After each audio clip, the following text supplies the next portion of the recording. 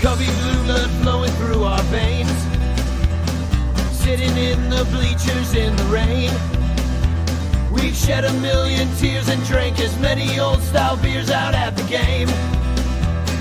Let's go, Cubbies, on Ranto. Michael Cotton. Son Ranto. Michael Cotton. Son Ranto and the lovable Lucy. Mucho Scali. Son Ranto. Michael. Son Ranto. Cotton. Son Ranto and the lovable Lucy. Michael Cotton. Son Ranto.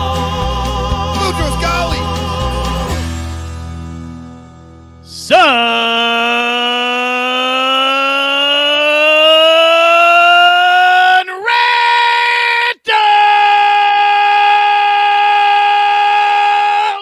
Oh, it's music to my ears, my friends. Music to my ears. Oh, that was beautiful. How y'all doing tonight? It is baseball, Cubs baseball eve. Yeah. Well, it's also it's Iowa women's basketball night, and they are beating the crap out of Purdue right now. So I think that's Fuck Boomer Purdue. Bill's. I think that's Purdue. Boomer Bill's school. So just wanted to rub that in a little bit. To That the Sug? You busting balls with the Sug man? yeah, our Oh, come on. Fuck Our- Iowa then. Fuck our Iowa. women's team just teared them up. Hey, congratulations to the women from the United States of America who fucking kicked some ass in hockey today and won the gold medal. They didn't really kick ass; they survived, but they had an incredible end to that game. It was unbelievable. So, win in overtime, sudden death, 3-on-3, beautiful. Yeah. Well, it's funny with the Olympics. It doesn't it feel like curling is just constantly on. It's like how do they figure out who wins? Because to me, they just keep going. It's like it's kind of like the old the new extra innings rules. That guy always scores, and it just keeps on going. Yeah, I mean, I like curling. I got a big kick out of it a few years ago when it first started, like, gaining speed, whatever, but it's kind of over the top now because you're right. It is constantly on. I'm like, can I see something different? Can I just see anything different but curling? And you know what? Like, as Donald Trump would say, fuck Canada. They fucking cheat, huh? Well, not only fuck Canada, but fuck curling just because it like baseball, it makes old fat guys feel like they could be Olympic athletes, and it gives them false hope. You're like, oh, I could do that. All you got to do is, hey, I know how to sweep a floor. I got to sweep the ice. But there are a couple old fat guys that are Olympians curling. So maybe they're right in this case. You know what I mean? Yeah. Though I will say there's a little bit of that, like, it's lost a little bit for me because I think in previous Olympics, like when we were first learning about this, there were kind of some heavier dudes or whatever. Now I see some of these guys and they're ripped. Like you see, and I can see there's athletes out there that like they want to compete in something. They're like, well, I'm getting older, but I'm still in good shape and I have great hand-eye coordination. I can still hit a home run, but I'm never going pro. I can still throw a football 60 yards, but I'm never going to do that. But maybe I could really focus on this for a couple of years and go to the Olympics, and maybe that's what's happening. I don't know. I like it. I will say, just to bring this around to baseball, I think part of what I really love about baseball is that it's for everyone. It's every man's sport. You can, as a kid, you just need any fucking ball and any stick and you can play. You know what I mean?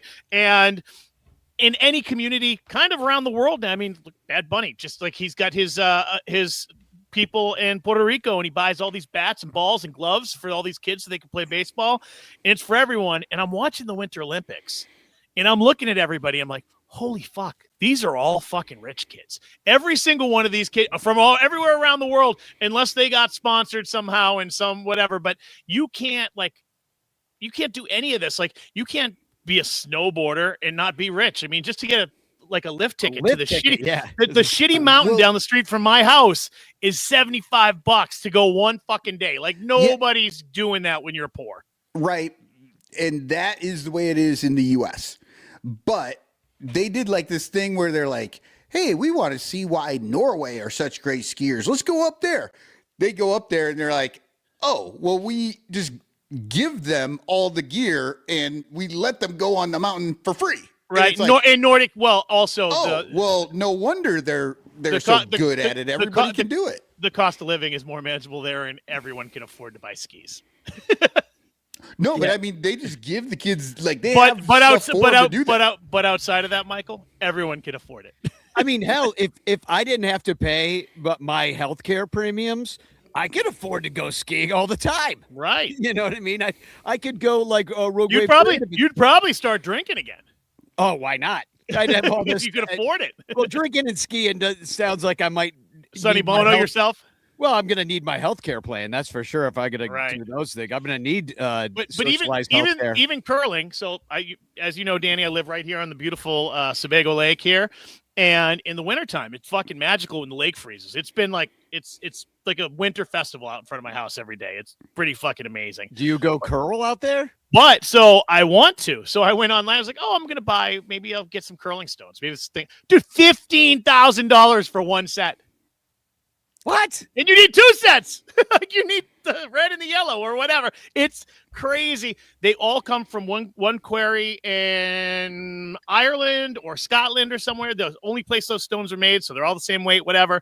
And they're really expensive. So even to be a curler, like, is crazy. You should start Lyle, a business. Make I know. stones for the people. Here's what you do, Lyle. You go down to the Play It Again Sports, and you get yourself one of those like a weight set, like with the plates, a Scotland, 25-pound plate, and just weld a handle on that shit. You want to know what, Michael? Go for it.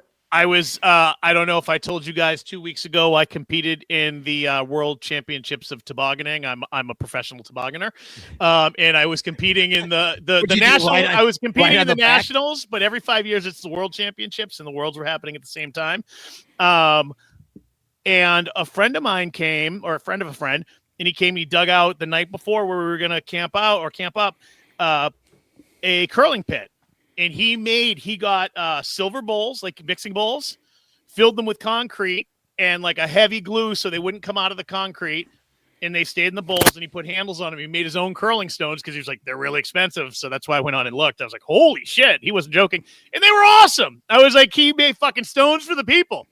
There you go. Well, that's the thing. It's like what are you going to want to curl like once or twice tops in a year? You know, you're not going to spend $15,000 and then just curl once or twice. And Andy Wells chimes in. The stone weighs about 40 pounds. Right. And because of they look for an exact weight, that quarry, I guess the whatever the stone is, it looks like granite to me, but I don't know that it's actually granite, is probably perfectly weighted from that quarry and smooth and whatever. So, yeah, I just, I get my kids over in the hallway. I give them some brooms and I roll a ball and I'm like, get him to make it go in the corner, like sweep it. It's how I get the house clean right now. I'm going to do Roomba curling. Hashtag Chance in the chat, by the way. If you're nasty, you can win a Frank Chance postcard, and I will send it to you with a message of love and doom. It's all you got to do is do hashtag Chance in the chat. So Sarah Sanchez is going to show up and eventually, but we need to stall a little bit longer because I want to go through some of these Cubs giveaways, which that is the top Cubs news of. I know we like going through and making fun of everything, but Sarah wants to with us. But so I might as well mention that this is the Son Ranto Show. It's brought to you by Bleacher Bunch Productions on the Fans First Sports Network, and especially our 92 paid Patreon supporters. Thank you very much for supporting us on Patreon. It's why we do the show for you.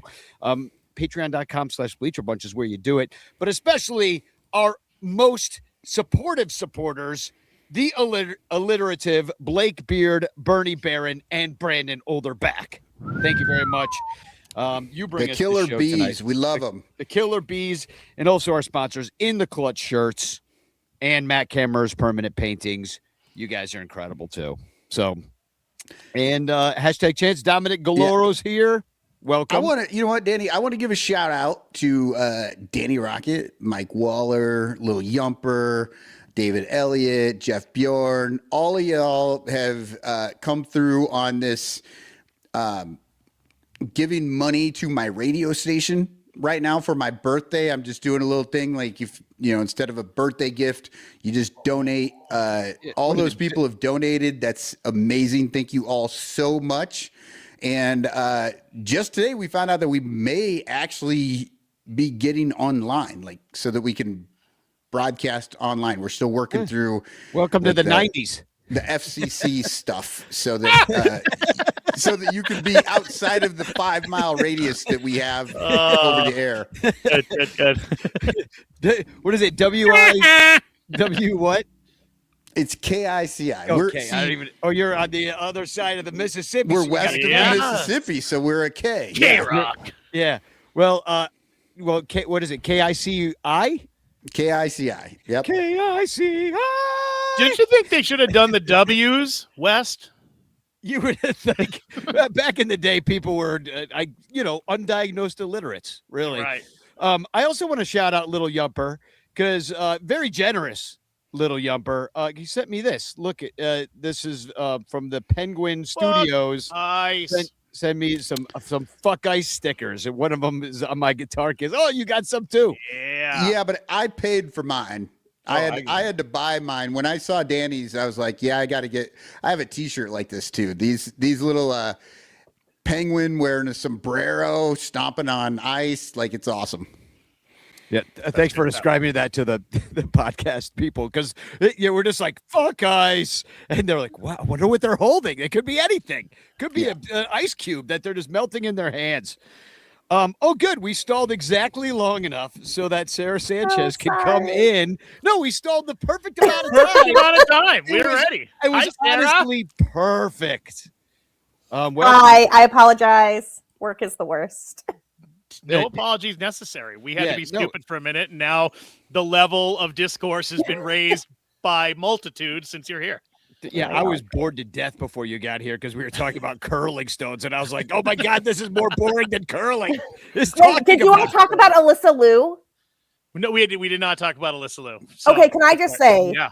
Listen, I'm like, the Olympics are like the most patriotic I get, where I'm like, me too. I'm really not like a USA girl. I'm probably cheering for Mexico in the World Baseball Classic, maybe Puerto Rico, maybe the Dominican Republic, but like we get to the Olympics and I'm like, let's go team. But Alyssa Liu is like maybe the best of America.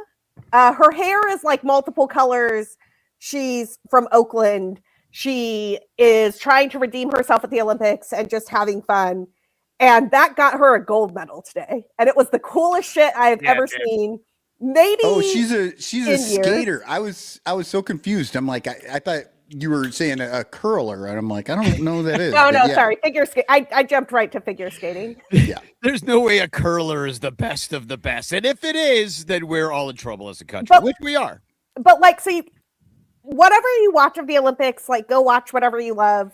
Watch Alyssa Liu and watch that free skate because she's pure joy. She does not give a fuck. Nope. And she won. She wasn't supposed to win, and she did anyway. And I was just watching her enjoy it, and I was like, yeah, that's how you should behave at the Olympics. You should enjoy that shit. And she was great.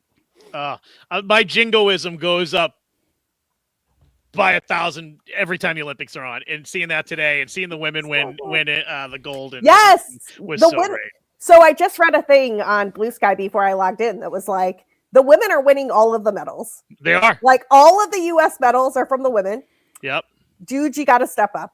I don't know. It's about time we invest in male sports in this country. Lyle's becoming a professional curler soon. He's got his homemade stones he's going to go out of the lake with. Next Olympics. No, Lyle, man, those guys are too good. We should sponsor him. The Red Sox inherited Wilson Contreras. We won. I won know. the offseason. I know.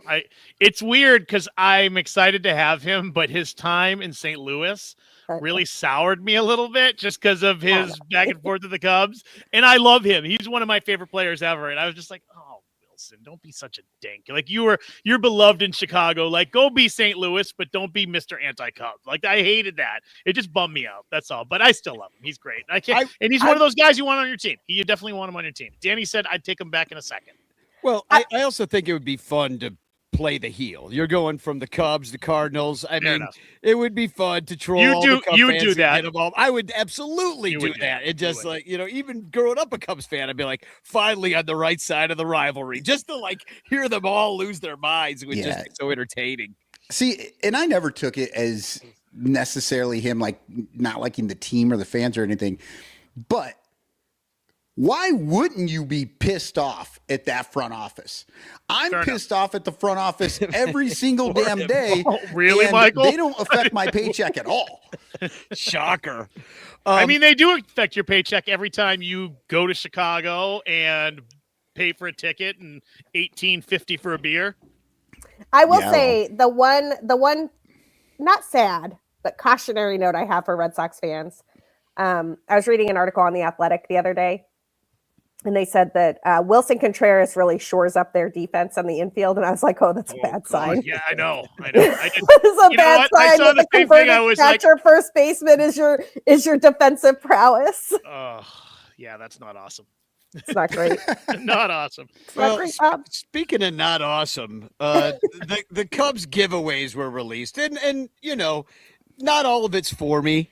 And everybody's got. But it should be, because the world taste. revolves around you, Danny Rocket, and we know this. Well, I don't even want the giveaways when everybody loves them. Even when I love them, I'm like, I'm not going 2 hours early. Like, I'm not, so I'll get one somehow if I really want one. There's really nothing I want. My biggest problem with the overall giveaway schedule this year is that most of the things that they're giving away are a special ticket. So if you want some of the special jerseys, you don't have to stand in line, but you have to pay more for your ticket. So you're basically buying the thing that. So it's not a giveaway. You have an opportunity to buy something. Which is way different. Yeah, they just charge you for it. It's garbage. Are they calling it a giveaway? Can we also talk about the fact that they now have 2 special VIP giveaways? Oh, yeah. We'll talk about it. The VIP giveaways happen to be the Venn diagram of where I live, which is Mexico Cubs Day and Women's Night. Like the Mexico jersey, and to be clear, I understand how this happened. Here's the Mexico jersey, and you're going to have to zoom in or take a look at this yourself. But there's a leather jacket VIP. I don't know what that's not leather. Cost. There's no way that's leather. Well, yeah, it just says bomber jacket. It does not say leather. Right. But it looks like a leather jacket. But it's leather. There's no way. But it says if it's leather, that is going to cost you $750. Yeah, well, it says Cachorros, and it has like a big eagle on the back. It's got like the 1960s Cubs logo, but then there's also a green Mexico jersey with like sort of tribal patterns on the front, and weirdly enough, no tribal patterns on the back. They just stop so in the front of the shirt. But you have to buy. These are special ticket offers. May 20th. I'm not big on these things usually, but I feel like last year's Mexico jersey was actually pretty cool as well. Better than this. And I'm a sucker for green's my favorite color. So like this looks like something I might need to try and track down. Sarah, are you doing this jersey? Are you doing the bomber jacket? Okay, well, I have a lot of things I need to say about the Mexico jersey. The first is last year's jersey is perfect. This is a little bit too dark of a green. Last year's jersey is more of the like true Mexico flag green. But whatever, they're both great. But last year's jersey also had Danny. I think the jersey is still up. Are we leaving it up the whole time we're talking, or? Oh yeah, I could take it off if you. No, it's fine. I just didn't know if you wanted to or not. The last year's jersey had special details from a local Chicago artist. And like the Chicago with the X on the back and a bunch of things that like a lot of little details that just don't seem to be there in this year's jersey. It doesn't look like they like went to the Latino community and were like, hey, Mexican Americans from Chicago, come do this thing. I will also say though, there are 2 days that I will always remember the line for the giveaway for the Chicago Cubs. The first was Javier Baez bobblehead day, where the line was the craziest line I've ever seen in my life. Like down the street on Waveland, it was so packed from the bleachers, and they were still giving things away at the Firehouse Gate. That is literally the day that changed why they no longer give things at the Firehouse Gate, because they blocked the fire trucks from getting out people were so into the Javier Baez bobblehead. But the second one was Mexico. What did Mr. Fourth Row call it a second ago? Like purchasing it. Yeah, purchasing it. Yesterday, the Mexicans in Chicago, or last year, the Mexicans in Chicago showed up so early that the Cubs started giving away the Mexico jersey at 11 a.m. because the line at Gallagher Way was already snaking through the neighborhood. Like the Mexicans showed up, man. And there's a reason that when you look at all the like different jerseys, the Mexicans have a bomber jacket option and nobody else does. Like they did that shit on purpose because they know the Mexicans are going to show up. This is last year's. I'm Last putting year's on the is screen. so good. Butterflies and roses and the Mexican patch. Can I say about this year's color, Sarah? Maybe it feels a little more militant, and aren't we all just a little more militant right now? You know, maybe Che Guevara. Yeah, so maybe it's just the general mood, and somebody in the front office was like, the ownership's never going to notice that I do this, but we're going militant this year because it's time. And to be fair, Sarah, I know you were saying that they didn't ask for any input from any Latino artists or anything, but AI steals from everyone. I mean, there's absolutely some some segment of that jersey that was stolen from Latin American artists. Maybe from me. I don't know, man. That's the new thing with AI is that I think we can all just claim everything now. Danny, didn't you tell me when you got the Javi bobblehead that when it fell on the ground, you realized it was full of weed, and maybe that's why the lines were so long that day? Exactly. Now that's a giveaway that I can get behind. Yeah, that I'd show up early for. I miss Javi. I want to know, like, let's all make a bet right now before we get to the Cachorros jersey, which is great. What do we think that bomber jacket costs you, and where do you get to sit? How much are you paying for tickets? We'll find out tomorrow. VIP package. That's why we're guessing now. And what are we saying, Rick? Actually, it might be. But before you say, Danny, let's guess. Like, I don't see the connection here unless it's terrible. Listen, man, I'm not paying for the bomber jacket, but I'm just curious what we think it costs. So, Danny, what would you guess? Like, is it like section 300 or is it? No, you can do whatever section you want. So like, do you think it's an VIP. extra? Do you think it's an extra $200 for a ticket? I'm trying to find it right now. All right, what is my guess? My guess it's going to be $200 more to get the jacket. Let me see. I'm betting a seat. So last year, for comparison, I looked this up before coming on the show. My Mexico jersey was like, I think a $75 to $90 ticket, and I was in the lower 200s on the infield. That's what got me the Mexico jersey. And what would that ticket usually cost? So that wasn't so bad. Well, it's a little bit pricey, but it was also like a midweek, I don't remember who they were playing. I actually have the information here. It's $161 with the cheapest ticket. That's outfield box with the jacket. Okay. Without the jacket, it is as little as 40 and as high as 105. So for the same outfield, for the same outfield box, they're basically costing you. Well, it's $83 for the same ticket, so it's really like $80 that they're charging for the jacket. It's honestly not bad, but there's no way it's leather. No. Well, it would say leather, right? Right. So you can kind of guess that that's going to be the case for every single one of those special giveaways.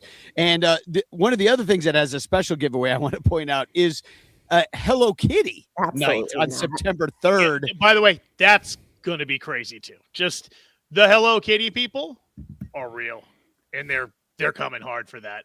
Yeah. So that's going to be a big night, and then now let's talk about this other Cachorros jersey. Shout out to my friend Allie Kim will be there for Hello Kitty night. This is the September celebration, which is usually the Latino Heritage Month, and that's what this will be. But it says Cachorros. Love that jersey. You love it? I think it looks like Christmas. No. You know what though? I love Christmas too. Well, I love Christmas, but why do you think this looks like Christmas, Danny? Because it kind of looks like Christmas. I'm with Danny on that. Yeah, because it looks like you think it looks like snowflakes.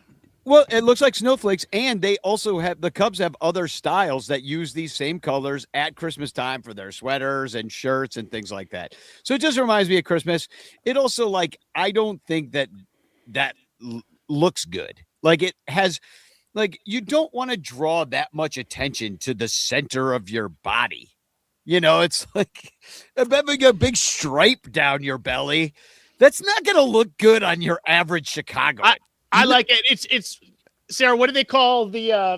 I only know the gringo term for it, like the Mexican wedding shirt or the Cuban shirt. It's like a graya. The Gallabera? The Gallabera. That's the look they're going for. The Gallabera. Yeah, like I like it.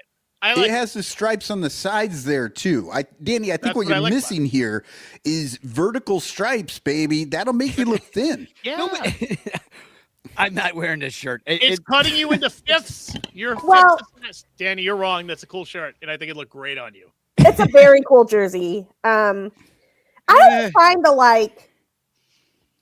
I like this jersey. I think that the Latinos are going to show up for this jersey. I do think though that like I'm about to confess something that feels terrible, but I'm just going to say it. Most of the giveaway jerseys, like I get them, I love them, I wear them once, and then I just like have them. Yeah. Like I might wear them again, like like I might wear a Pride jersey when we go protest or something. But like I don't. They just like I don't. They're not like. Did you just admit to being like a normal human? That's what everybody does with their jerseys. So the difference between all of these jerseys to me and last year's Mexican Cubs jersey is that I wear that shit all the time.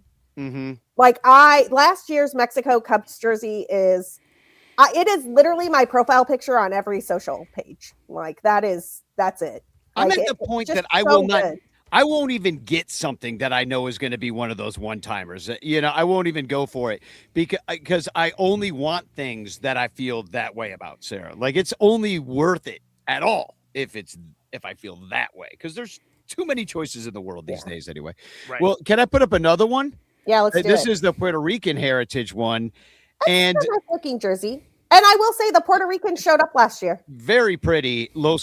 I like that it says Los Cubs, and that's kind of like that 90s Cubs kind of vibe to it. Mm-hmm. The Cuba, the old, and it's got a little flower in the back. I love that it's 26 too, just because obviously from the year, but sorry. Also gives you a little Billy. But I like the blue on the bottom, except for once again pointing out, accentuating the lower half around my belly. Listen, baseball fans are probably the skinniest of fans, though, wouldn't you say? Danny, they're not anticipating that you can button that up. They're thinking you're going to break that shit up with like a shirt underneath it. Yeah. Yeah. Well, I don't know. It's not for me anyway, but I do like the jersey. I mean, and that's the other question I have. Like, I've been to Puerto Rico. I've been to baseball games in Puerto Rico. I'm currently wearing a Puerto Rican hat. Nobody would say anything about me wearing this, but like, is the celebration only for the people that are, to get the gear? Is it only for the people that are from that heritage and that from that culture, or can like a Blanco like I hope it is. Get it. That's what it should be. It should be. I think it could be both. Like, it depends on why you're getting it. So I want to talk about this a little bit because I'm a little more than 2 weeks away from flying to Puerto Rico for the World Baseball Classic, which, cannot wait. Gonna be a blast. I went in Miami last time and we're just doing baseball, y'all. Like, that's gonna be it.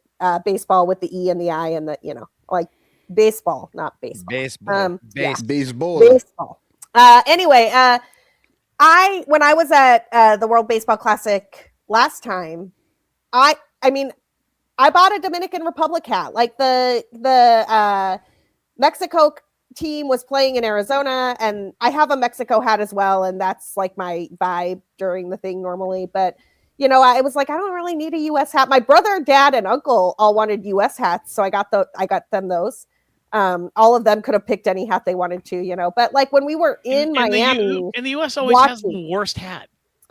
When we were in Miami watching the game at a gas station, like I was cheering for the Dominican guys. Like I loved that. It was, it was like it's Sandy Alcantara was on that team. You had Juan Soto was on that team. Like it was just a fun team, man. And like, how are you not cheering for Francisco Lindor was on the Puerto Rican team, but you know what I mean? Like, how are you not cheering for these guys? Like anyway, I think you can cheer for who you cheer for. Just don't culturally appropriate. You know what I mean? Like, I'm not Dominican, and I am not trying to, like, I would never claim any of that. Showing up for the Puerto Rican Heritage Night and getting that Puerto Rican Heritage jersey just feels somewhat different than just wearing a Puerto Rican hat because I went to the stadium and saw Iran Bedhorn. So but I think that you get to make that choice for you about like what you want to do that day and what you want to support. Like, I don't think that, like, look, absolutely. I could get the jersey and be like, I love Puerto Rican baseball. I've been to Iran Bedhorn Stadium, so I wanted to get this to represent. Yeah, I think that's why I would get it. But yeah, some people might be just like, trying to be cool. I think it's like that old 90s movie. Don't go to the concert wearing the shirt of the band you're going to see. Right. So like if you're going to go hang out with a bunch of Puerto Ricans and you wear your Puerto Rican jersey, you're going to look like a tryhard, a real tryhard. But if you're just wearing that crap just around, just like people just see you on a regular Wednesday wearing a Puerto Rico jersey, they're going to be like, oh, that dude digs Puerto Rico jerseys. Like, look, like when I was in Miami for the World Baseball Classic, I was cheering for the Dominican Republic. So I got the hat. Like, had Wilson Contreras been playing on Team Venezuela that year, which he did not, because he wanted to learn the Cardinals pitchers. And the Cardinals pitchers all pitched for the United States in the World Baseball Classic, so they did no work with Wilson Contreras during that spring training. But whatever, I digress. That's what's happening this year with the Cubs. I digress. But, like I would have gotten a Venezuelan hat and I would have felt perfectly happy about it, right? Like, but I agree with you, Danny. I'm not going to like walk into a crowd of Venezuelans being like, here's me and my Venezuelan hat. Look at me. Like, that's not represent. You're like, that is incorrect. Don't do that. Well, sticking with the clothing theme, hold on, Danny, real quick. I just wanted to point out something that I happened to see when I was looking around for different stuff. So that Cubs jersey that is out this year, it's not the exact same colors, but this is one of the Mexican. Free. It's one of the Mexican national team soccer jerseys. Yes, it is. I got one of those that I got in Mexico. Yeah, but this is kind of what that Cubs jersey looks like. It's got the Aztec sort of symbology, round circle stuff on it, and then the red on the sleeves. So, it's a different color. I think, Sarah, you said it. It was a little too dark green, but this is sort of what they're going for. Yeah, no, it is. Exactly. It's not as good. Exactly it. Last year was better, is all. It's just a better style. I mean, and it's all aesthetics. It's like, do you like it? Do you think it's cool? Like, and those are snap judgments, I think, Like Madden said, if you think you look hot, wear it. Well, let's get into some stuff that I think I'm going to have to get this one because this is an actual giveaway, sticking with the clothing theme for a real quick. The Crane Kenny puffer vest, March 28th versus Crane Kenny giveaway. Danny, that's too good. By the way, it is a Crane Kenny vest, man. Right. It's not truly a Crane Kenny puffer vest. That's not what they're calling it, but that's what it fucking is. Right. Everyone, all 10,000 early arriving fans should wear a pair of khakis and a white dress shirt and then put that fucker on. And it would just be a stadium full of Crane Kenny, Jed Hoyer lookalikes. Well, the problem is it's March 28th and it's still too cold for a freaking vest. We need sleeves on March 28th, unfortunately, still. Unfortunately. Well, that's one thing I was surprised about with that Mexican jersey and the bomber jacket. I'm like, May 2nd, it's too damn warm for the bomber jacket at that point. No, maybe not. No way. It's still cold at night in Wrigley. But that would have been better in early April. I think it snowed like April 28th in Chicago last year. You're insane. A few years ago, I was dating a guy who was from California, and he came out for the Yankees series. We went to a Cubs-Yankees game. We were like up in the 400s where the wind comes in off the lake. Because, and like he did not have a real coat. Like he had like a Bay Area tech bro coat, not like a real coat. He had a puffer jacket. And like about like the sixth inning, I looked. Did he buy a blanket? He had like a puffer. He had like a puffer vest. I had a blanket that he was grateful I brought. But like long about the sixth inning, I looked at him and he was so cold. I was like, you want to go like sit in Gallagher Way where it's 15 degrees warmer? We can watch the game on the big screen. He was like, yes, thank you. Please, I'm dying. I'm in Siberia. So more clothing. Now we got to get, well, I'll put this one up first. This one's just weird. Greek Heritage Night, also a special ticket offer. But they have those like, right? It's weird. He's got I don't know, man. If the Greeks like it, rocket. Hey, more power to I don't know that the Greeks are going to like this. I'm just glad I'm not Greek for the only time in my life because I freaking love everything about the Greeks except for this fucking jersey. This is a little on the stereotypical stereotype side. You know what I mean? Like, well, it's like they diner. The Mexico jersey did not have Mexicans doing a fucking hat dance on it. Right. Well, but this one has a bunch of Greek children doing the Greek fucking dance, whatever that is. I did live a lot in Wrigley in 2008 when Fukudome was there, and this gives me some of those vibes of some of the shit I saw in the stadium back then. Well, and which never made me comfortable. I'm like, what the fuck is that shirt that dude's wearing? It's like, whoa. Yeah, it's very very Greek, but it looks like a Greek diner, like a bad Greek diner, like back in the day. It's like it seriously makes me want like eggs and potatoes, like so bad with a couple sausage links. Okay, but the Greek flag is literally just blue and white stripes. It's on the sleeve right there. Yeah, this is the Cubs. Blue and white stripes is kind of what we do. They could have just matched the color. So, what are they doing, man? That's a rough jersey. I kind of see. I kind of want you. I want you to have that one. Actually. That's the one I want. Oh, are you Greek? Absolutely not. It's just the ugliest fucking thing I've ever seen, so I had to have it. You might be able to trade it. You know, the only way it could have been worse is if potatoes. It came pre-stained with Euro grease. Exactly. Like you had already gotten a fucking smudge on it from Wrigley'sville dogs. Now I'm just I'm burying the lead here because this is the one I really wanted to talk about. This is the controversy in my soul, and it's the gay pride jersey. Read it and weep. Look at that fucking thing. This is the AI monstrosity of the year. This jersey is homophobic. Why? Why do you say that? Because it says proud instead of pride. They are purposefully making an ugly gay pride jersey so that nobody will show their pride, and that you'll have to look like a damn fool. Can I say something about this jersey?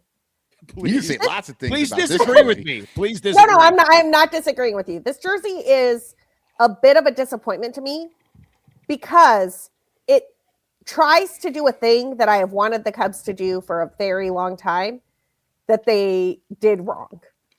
So one of the things I really liked about, I think it was the Red Sox actually, pride jersey the last couple of years, is they do a really nice job of subtly incorporating a rainbow version of their logo onto their normal jersey. And it is just like extremely simple. It's like the military ones when they do the hats and they just have like the camo. The camo. That's what they do. They put the rainbow. Recognizably Red Sox jersey that has a rainbow that is owned in the brand of the Red Sox, which is something the Cubs have failed to do. They have never taken their brand and turned it into the symbol they are trying to celebrate. And like, I do some marketing stuff for my day job, so I understand the importance of, brand fidelity, and you can't just like change the colors and you have to be careful and all that jazz. But like the teams who have done that, and the Red Sox have, I've always thought that is such a killer move. Like that is we really do embrace you. We embrace you with our brand. We embrace you with our logo. We embrace you with everything. And one of the things I thought the Cubs could do that would come close to that while not necessarily like changing the C is to do the pinstripes as rainbows while simultaneously maintaining the original and doing nothing else. Do nothing else. Just do like rainbow stripes, a Cub C, call it. but they went too far, man. Like they did do rainbow stripes, but what well, the fuck? they did and they didn't. They did and they didn't. So see, you can see the rainbow pinstriping on the sleeves, but they didn't do it on the regular jersey, and they made them not. They're not pinstripes anymore. They're not pinstripes. No, it looks like a kid. Little kid drew with a crayon. Yes, they it looks look like crayons. crayons. Well, one thing I do enjoy though. What's on the right pocket? I don't even know because I can't. Why are there sunglasses on this? Why are there patches? Because you know why? Why are the pinstripes beige? Because it's yellow. It's because Sarah, it's Straight Person's Pride Day at the Pride Parade in Chicago when everybody's wearing their silly rainbow sunglasses and hats because they're being prideful. But there is definitely like this thing in Chicago. It's a huge day and it's a lot of fun. And I think they only embraced like the straight part of Pride Day and not being gay, and they said proud, not pride, and also like I know they kind of but in Tom's defense, he knows if he really leans into it, he will turn gay. So in defense of the whole proud pride thing, our 2026 slogan is #this. So they clearly don't understand. We have a whole second half segment on we'll definitely get that. But I've written an Abbott and Costello routine that we will perform later on. If you've seen it in the script, I've written an Abbott and Costello routine. But I need to point out though that the fact that even the pinstripes are not straight is pretty good because it means it's like they're not straight. So they're not straight. I get it. That's only funny. Subtle. Yeah. So but okay, but I have to point this out too real quick because I made a little video on TikTok and somebody pointed out that the yellow stripes signifies the troughs at Wrigley because it's so there is that. Awesome. Yeah, it's just weird. So for people who haven't seen it, on the right-hand side, there's those rainbow things are in like Boys Town and stuff, right? Like that's a patch with. It's just a pole. It's like an obelisk in Boys Town. Right. That's what that is. I didn't know what that was. I live in Boys Town and I didn't know what that was. So. Yeah. Oh, but then they have over on the sleeve, they have a the all-inclusive flag with the trans and the LGBTQ plus all this stuff. But then they have like a peace sign, like a hand doing like a peace sign. Symbol. Yeah. And then down on under the Cubs logo, which is on the left side, John Lennon's glasses. John Lennon's glasses with a the baseball on one Oh, side baseball. and rainbow on the other, which doesn't make sense. And seriously, though, the thing that who decided like why did they get here and then stop? Like at this point, they should have just fucking kept going and patches, just put patches everywhere. Yeah, exactly.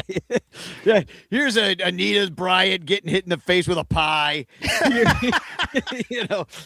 Here's Elton John flipping you the bird. Just go nuts. Just go nuts. That's terrible.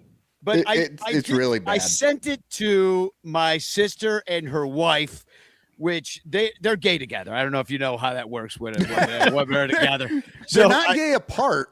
Only together. Well, they're gay apart, but they're also gay apart. They're gay together. But I sent this to them, and here was their response. Lacey, my sister-in-law, said, "That is so nuts. The swollen fingers, the jersey stripes that are crooked, the strange cursive font that looks like it should be on a baby shower announcement, the sunglasses with the ball hitting one of your eyes." Yes. What? And then what's the tiny blue flag? I said, "It's homophobic." And she said, "A hate crime." That jersey is a hate crime. Proud. Gay proud. Every bit of stereotyping that they held off on for that Greek jersey, they added that all to the gay pride jersey. Yanni, will you just put in whatever AI you've been using to do your caricatures? Just put in, make me a Chicago Cubs gay pride jersey. I bet it'll be better than that. It'll be done by the time this show's over. Yeah, probably. I'll start that process in the break, and we'll see what I can come up with. Stupid. So there are a bunch of we'll run through a couple of these other ones. Oh, this one's weird. See in the bleachers, they're doing these Bud Fridays where they're giving away a bunch of different jerseys from all the years. Okay, I like this. I do too. I don't think it's gonna look as good on you, Michael, as you think it will. Like that's one of those things you see it on the rack and you get it home and you're like, oh my Lyle. God, what an abomination this is. Dude, it's like, well, let's explain what it is. It's the capri pants of shirts. Exactly. I mean, Chris Sale is going to take a knife to this box. Yes, he is. He like, I am not pitching in this Chris jersey. Sale is not pitching today. Well, it's the June 5th versus the Giants, which is the day before Ranter Fest, by the way. So if you're coming in that weekend, you might end up with this thing if you sit in the bleachers. And it's only the bleachers that get it. 1910s replica jersey, and it's got like the old-fashioned timey writing, that looks like it would be on like an old San Francisco streetcar or something. And it's got like a weird sort of, what kind of collar is that? Like a Chairman Mao collar. I call it, but it's like the collarless dress shirts that were popular for like 3 weeks in the 90s. Yeah, but those are the collars that they were wearing back then. That's what I like about it. No. I was going to say that, Michael. I was like, they did a good job of modernizing an old look where it could be wearable, but they really fucked up and made a half sleeve. That thing is not going to fit everybody where it's supposed to. Some people, it's going to be baggy below their elbow. Some people, it's just wrong. Like, either go short sleeve or long sleeve. Don't capri pants my fucking shirt. I like the 3/4 baseball shirt. I'm down with it. It's not 3/4, Michael. I would allow it. I would allow it 3/4. That isn't 3/4. It's at a Tyrannosaurus Rex. It's at 3/4. Yes. Thank you, Danny. I appreciate that. It is not 3/4 on any human. I got to try and get that somehow. Well, great, and you're going to model it for us on this show, and you're going to look ridiculous. And I'm going to look amazing. This? I'll get one and you get one, and we can both wear them on the show and see what happens. All right. I feel like this is one of those things that will work out better for me. Well, so is this it will not every Friday, but a bunch of the Fridays they're giving away a different jersey and they're going by decades. So then they get the 1920s and then the 1930s and they're going all through them all. Is it an actual giveaway or is it an actual giveaway? Buy away. You just the bleacher ones are actual giveaways. You show everyone up, gets go to the bleachers. Yeah. Okay. Yeah. So and then let's see. I'll do all the rest of the clothing, I guess. Okay, this is another one of the Bud Fridays. This is in August, 1980s V-neck. That's a great giveaway. Yeah. That is the Ryan Sandberg favorite jersey giveaway. And I will be there for that. People of a certain age, that's their favorite jersey because it brings them to a time and a place. I agree. I think that's good. Jersey. I have the 87 Andre Dawson that is very similar to that. I love that jersey, but why not just put 23 on the back of it? I mean, come on. Well, they're doing a different Sandberg. Then they couldn't charge you $250 for that jersey. Yeah, that'll be a VIP. For the 50 cents of 23, then put 26 on it. Who cares? But put a number on it. That's what I'm saying. Last July into August, that jersey, you could not buy a replica of that jersey after Ryan Sandberg passed away because it was sold out everywhere, back ordered across the country in the neighborhood. Well, get these and sell them. They're gonna be made out of like the worst. Oh yeah, they're gonna material You're ever. Cancer. It's gonna be a t-shirt, man. And chubby guys like me and Danny, they don't smell good. You're probably right, Sarah. They're probably going to be jerseys. They're going to be like. I don't think they are. They're going to be like some kind of weird polyester. You're just like going to awful, put it on. awful. Your pits will sweat. And you'll smell like plastic. It'll be awful. Yes. That's why men of that era wore so much Old Spice and all those other cheap aftershaves because the smell of the clothing that would happen was awful. It's why teenage boys started wearing the mesh crop top version because they stunk so bad if they wore the full shirt. Yeah. Those are back, by the way, apparently, because I saw a bunch of high school boys last night and they were all wearing half shirts. I was like, what the hell? There's also in this picture a Wrigley marquee nightlight. My biggest problem with this one is it has two different advertisements in it. It's like, I mean, can we do something without it? I know that they're sponsoring it or whatever, but I would love to have a Wrigley Field scoreboard nightlight. That would be such a cool thing to have. How about you just tell me on the bag it comes in that Southwest and Toyota sponsored it, and forevermore, when I don't stub my toe walking into the bathroom, I'll be like, thank you, Southwest Airlines, and I don't have to see their fucking logo on my bathroom wall.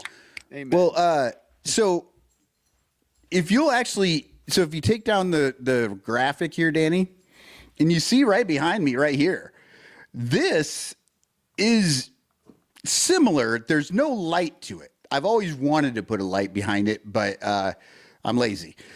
But this is the old Budweiser, but it was an actual Budweiser ad out of a bar that says the 1984 National League East champs, right?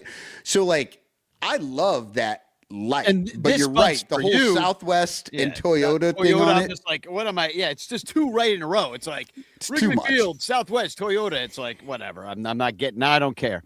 So there's if I got it from the actual Toyota dealership, then I'm like, okay, I'll take it. or for test driving a new Tundra. Yeah, exactly. So then there's a bunch of bobbleheads, which I feel like they're hit and miss because some of the Cubs bobbleheads have been real phone-ins. Here's two of them that they're trying to get you to the games in April, so they've got two bobblehead giveaways in April. Ben Zobrist pointing at the sky. That looks like a cheap piece of shit and very small. And then the Ron Santo clicking his heels bobblehead, which that's pretty cool, except for that it doesn't look like Ron Santo at all. And because he has legs. Right, exactly. And he's alive. Now, the only thing, Too much. Only thing I like about that Ron Santo bobblehead, though, it's not just a bobblehead. That's a bobble body. Yeah, his whole body will bobble. Yeah, his whole body will bobble. Got a spring up his butt. His poor ass. Yeah. I appreciate the homage to the heel click because that's a great move from Ron Santo and that's a classic photo, but I just don't know that this is the way to It doesn't look like him. And Ben Zobrist is not going to be pleased at how hippie he looks in this bobblehead. None of them look right. And I don't understand that because in 2018 they had a Wilson Contreras bobblehead that looked like Wilson Contreras. Yes. So how have you gone backwards in your bobblehead technology that you can no longer get a bobblehead that looks like they're spending less and less money on them because it's AI. So instead of making a Ben Zobrist, they just conglomerated every second baseman that's ever played into a Ben Zobrist type. But Lyle, you said hippie. I really feel like he's going to be mad because this looks Amish, and we know that Ben Zobrist is not Amish. He's full on Christian. He's going to be pissed that they made him look Amish. Yeah, that's fair. I want a Juliana Zobrist bobble pastor. That's what I want. Is it just a weird angle that they've got the Zobrist bobble at? Because it looks like his legs are really short. Yeah, his legs are short. It's all out of proportion. The proportions are terrible. He's going to be pissed about it. That guy works from Munchkin Land. Yeah, he works out too hard to have this be the result of his bobblehead. We represent. And then you got the Rhino bobblehead, that's pretty good. Yeah, no, it's not. It looks like Rick Monday. What's he holding? It does look like Rick Monday. You're right. I think he's holding his MVP award, and I like the Gold Glove situation, and I like the MVP. I thought he was but like again, the legs are too short. I don't really recognize him, and that is my hero. So y'all better do better. Why is his Gold Gloves on the ground and he's stepping on them too? Like you'd think Rhino would never do that. And why doesn't he have like the flip sunglasses? You know, like this is cost too much. Southwest Airlines. The quads are weirdly out of proportion to the rest of the body. Yeah, why doesn't he have, like the extra deity arms like Cubstradamus so that he can just wear all those gold gloves? Yeah. They should have had, I would have stood in line for a Vishnu Ryan Sandberg, no doubt. And by the way, like a defensive wizard, like you could get away with it. It wouldn't maybe, you know what I mean? Like you could add all the arms because, You know what? People like me say shit like that sometimes in meetings. and everybody looks at you like you have 9 heads. And then if they would actually do it, it would be the most popular thing they would have ever made. Everybody would have been like, that's so fucked up and weird. And then they'd all want it. Yeah. Because it would be the only one of its kind. Speaking of popular things that everybody's going to be doing, they announced that they're doing life size, which I don't know how they're pulling this off. What is life size bobblehead giveaways around Chicago? Like you have to go find them? Crawley already rented a U-Haul. He's going all around trying to find these things. I almost thought maybe they just called Crawley and asked him to go stand on a corner going like this. Standing on a corner. I mean, he's doing that by the 4th inning. It was just, I actually have a little graphic about what they did. It's like they have a Ben Zobrist bobblehead at Chicago Union Station at between 7:30 and 8 a.m. And you could get free tickets and donuts and they're to April games that nobody goes to, sitting in the corner. And then there was a Sammy Sosa bobblehead at Tribune Tower, a carry like an hour later. Then they're upset that they went ahead with that one. Now that he's on the list. Now that he's on the list. They're like, why did we make a Sammy Sosa? We invite him back, and all of a sudden he's on Epstein's list. Well, he's in the files. Kerry Wood bobblehead, and then a giant bobblehead box in 2016 World Series Championship trophy at DePaul, which that was as close. It was all downtown or like way, way downtown. It's like none of the neighborhood people are going to go down there. And I didn't really see any social media about it too much. No, I didn't either. I was looking for it. They like announced it as this like pop-up event, and everybody was like, well, at 7:30 in the morning, I'm going to go to the train station to try to find a bobblehead to get tickets to an April game. Like, no one's doing that. No one. Yeah. So that was a fail. But this next one is also a fail. This other bobblehead that they're giving away, which is the Johnny Knoxville Harry Carey bobblehead. It is Johnny Knoxville. That is absolutely Johnny Knoxville. Like, what the fuck? How do you fuck that? The glasses are even wrong. If you were to turn that around backwards, you would see Wee Man punching him in the nuts. He's underneath. Yeah. Yeah, I don't it's know. terrible. I kind of like for that one too. His head's big and his body's thin, which is kind of the opposite of what Harry was. But even the shape of the glasses, like the most iconic thing you can think, are just wrong. Everything's They're wrong too about short, it. the shape's wrong. Like okay, AI did all of these, right? Like Yeah. we agree that AI did all the bobbleheads. I don't know. Why is everybody angry too? If you look at that Sandberg, People can he's also. and Yeah. if you look at Harry Carey, he's screaming. That may as well be Stephen A. Carey right there screaming at people. Who's that? Stephen A. Smith, I got the horrendous Our next president? ESPN guy. Absolutely not. Our Not if I next had anything to do president, with Stephen it. A. Smith. How about the Ebbets Field, Wrigley Fields? Doesn't that look like Ebbets Field? I don't know why. June 7th, they're giving away a ballpark replica of Wrigley Field that looks like Ebbets Field to me. Wait, why is it made of chocolate? It looks like it's like bronze. I don't know. It's weird. and the gate, the main gate is the marquee, and it's, I don't know, 300 feet away from where it should be? No, that's the Gallagher Way gate. Yeah. Yeah. Like is it though? Yeah. Why I wouldn't don't they know. position it so it'd say Wrigley and you would see the sign? It's just not well done. It's No. just it looks like Ebbets Field. It's like it's just kind of wrong. It didn't It need to really happen. does look like chocolate, though, Lyle. I think you're right. Like, Now, if a it chocolate was ballpark, chocolate, I'm standing alive for. Well, Except June 7th. By the way, this is the day after Ranterfest. There is no giveaway on Ranterfest, so that should help us out, actually, in getting our bleacher tickets. So everybody Nice. get your tickets went on sale today for the pre-sale. You can buy them tomorrow in the actual sale, but in reality... Rogue Wave Creative in the chat talking about that Harry Carey bobblehead. Those are Warby Parker. These are Warby Parker. But I Those would love are it like if Walmart Warby Parker optical. actually did sponsor that one. Those are government issued Salvation Army.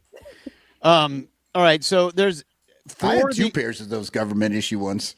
It's the 150th celebration of the Cubs, 1876, 2026. Here we are, 150. And so, and the 10-year anniversary of 2016, which they are surprisingly not doing all that much as far as giveaways about or celebrations. There's like one day they're going to do something.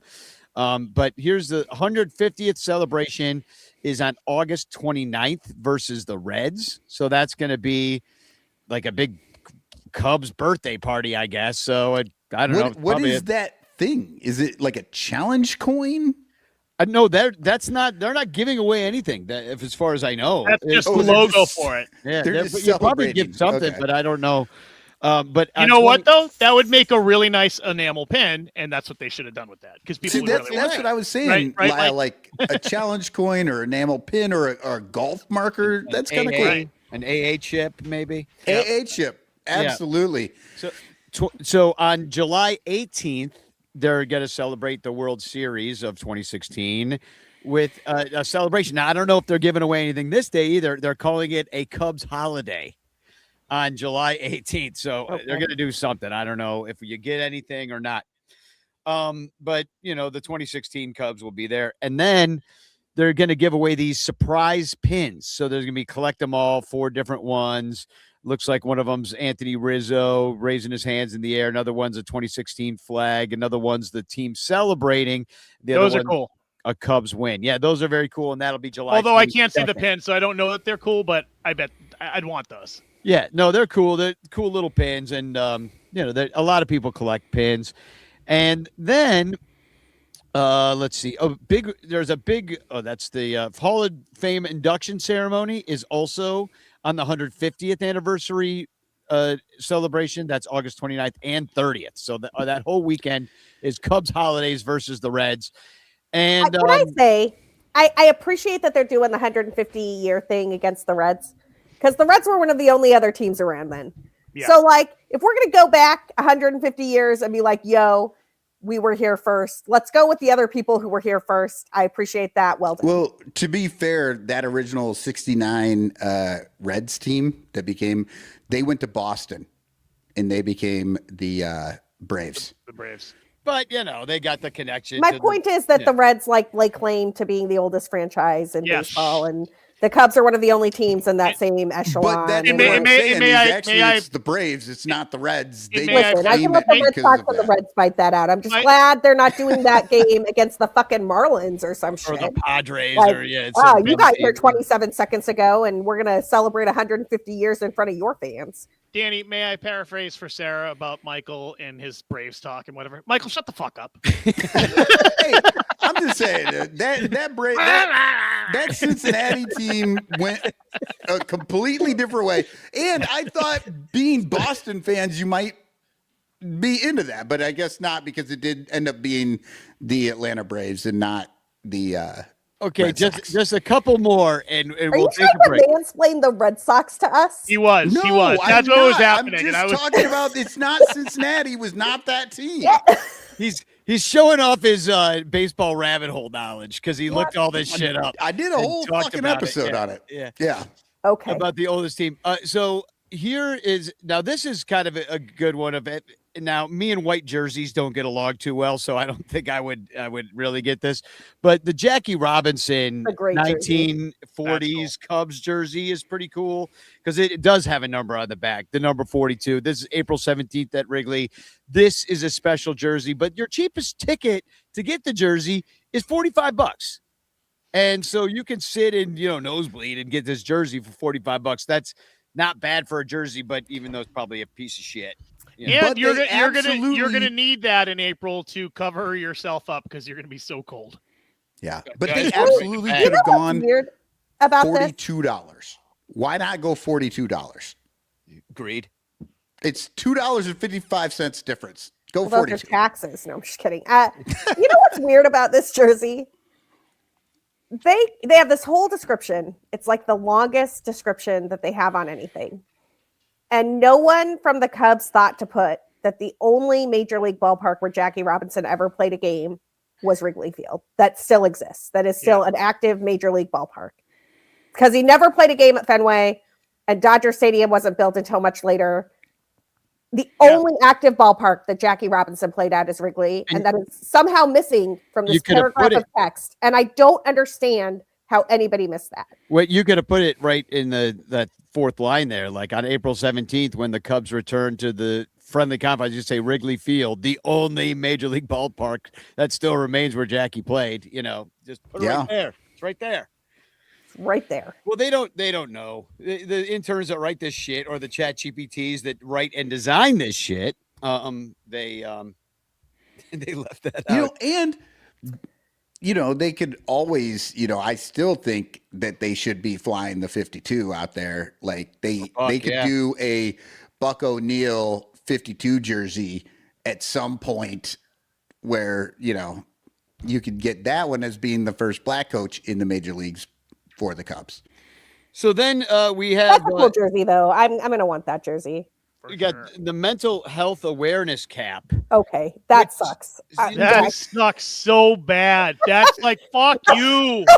Fuck you. Fuck, I don't want to. That's not helping me. This is some Gen Z bullshit right here. Like, this is do we have any Gen Zers in the chat? Because I'm sure some Gen Zers like, this is our vibe, man. And I'm like, your vibe blows. What is this? Dude. The anxiety that you would get wearing that and everybody looking at you like you're a fucking Fruit Loop, like, come on. They would ruin your mental health. Listen, I'm a big advocate of mental health, taking care of yourself and self-care and all that jazz. And this hat is not it. I would have more anxiety being with somebody wearing that hat. You know what I mean? Like, it would stress me out. Because I'm like, how could you choose this? Like, that is a rough looking hat, and take care of your mental health. Just emblazoned on your forehead. You know what I feel about this hat the same way I feel about every hat I see where like the logos and team names are upside down and shit. And I'm like, why? Why did you do that? Who is that for? And there are no Cubs fans on the planet watching this team taking care of their mental health. By the way, watching this team is antithetical to that message on that hat. And certainly not watching this show at this juncture. Do you know what I want for a mental health awareness day giveaway? I want a Cubs yoga mat. There you go. Yeah. Exactly. How about a stress ball? Yeah. A fidget spinner. Yeah. Or how about they donate? I can use, man. How about they donate millions and millions of dollars to some organization that's really helping people with their mental health? Did you ever see the movie Pump Up the Volume, Danny, with Kristen Slater? Yeah, years and years ago. Yeah, there's a moment one of the kids in school takes their own life, and they open up a suicide hotline. But it's open from like noon to 5, and the kids are all at lunch joking. And they're like, "Oh my God, it's 11:55, and I want to hurt myself. Oh shit, the suicide hotline's not open yet. I'll wait." And they're like, "Oh my God, it's 6 p.m. How am I going to survive till morning?" Like, this is what this feels like. Yeah, well, and it's brought to you by Eero, EERO, which I just looked it up, and it's a Wi-Fi mesh company. So unless there's another Eero that's more mental health adjacent, but what I'm seeing is that it's a Wi-Fi, the Eero Max 7 tri-band mesh Wi-Fi 7 router. So I can guarantee you, this is basically a brain chip that you put on your head, and it will implant a brain chip in you. This is a Wi-Fi mesh company doing mental health awareness. I don't trust it. Danny, maybe it's tinfoil lined, so the 5G won't get you. And then finally, but certainly not least, actually it might be least, and this might be something's worse than that. I'm going to say least on this list is like, we're in the drudges. Well, the worst part of this is they're not even giving anything away. Okay, you just buy a special ticket for Celiac Awareness Night on May 3rd. Oh no! It's a Sunday. What are we gonna do? Like, it's watch people not eat bread? Is it gonna be gluten free? Like if I go to the Cubs game on May 3rd. Right. Is there no buns? There's no buns on. You get a hot dog and they throw you just a weenie with no buns. Do they have gluten-free buns? Or are they just, what are we doing here? Yeah. No, there's just no buns. No buns at all. They're just whipping weenies at people. Well, And it says on May 3rd, we recognize celiac disease and its effect on Chicago. A portion of the proceeds with each ticket purchased through the special ticket page will be donated to the Celiac Disease Foundation, fighting to find a cure and increase the rate of diagnosis. So basically, as far as I can see, you don't get shit.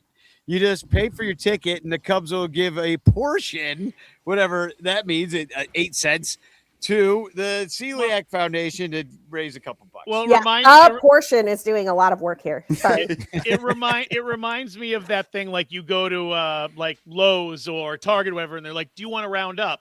Well, what a lot of people have come to find out is like these companies, whatever, Home Depot, whoever it is, they'll make a donation to an organization of like $1 million, and then they get their customers so they take the tax write-off, they donate the $1 million, and then they get their customers to give them all the money back too. So they also get the donation, they get the money back to replenish it, and usually ends up being more than what they donated, and they just keep the rest. So late capitalism blows. It really does. Can I get a refund on this shit? Like, me I too. did not sign up for this. Me neither. It pisses me off. I'm like, fuck you. Tell your boss to make a donation. The poor cash register girl's crying. I'm like, you know what else? Fuck them for doing this. You know what, Lyle? We need a late capitalism and baseball show. Yes. I thought that's what this was. It's turning into it. Sure this is what we're doing. Pretty sure that's what we're doing. And we'll come back. In the end of democracy. Well, speaking of the end of we're not sticking to sports. Yeah, oh no. Well, no, hey, we never have, never will. Until the Cubs ownership sticks to sports, there's no sense in us doing it. Yeah. In fact, they just opened the door for us. Oh, and by the way, Matt Shaw does not stick to sports, so I will not either.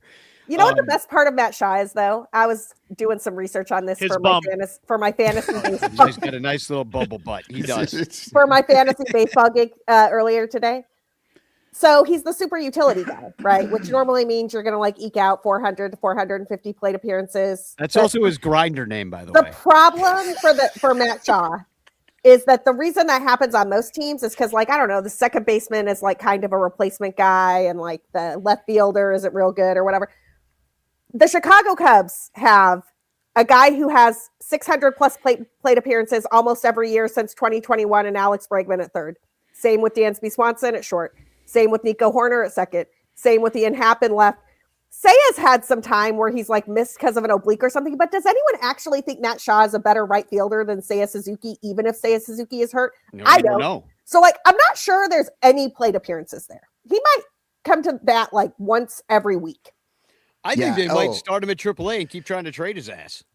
It's Craig Counsell's 150 lineup cards already printed out. Yeah. I don't know where Matt fits, but you never know when you're going to need a guy. That's for sure. When hey, Boston, can we interest you in a guy who spoke at Turning Point USA? God, no, they got to. They signed somebody. They're good now. But they Michael, traded for Caleb Durbin, who is way worse than Matt Shaw. Well, that's what they did, though. Wilson Contreras is their best defensive infielder. In best offseason move. just be playing balls off the monster. You'll be fine. Michael, do Wilson's you have? Gonna be great, man. I love it. But Who's that?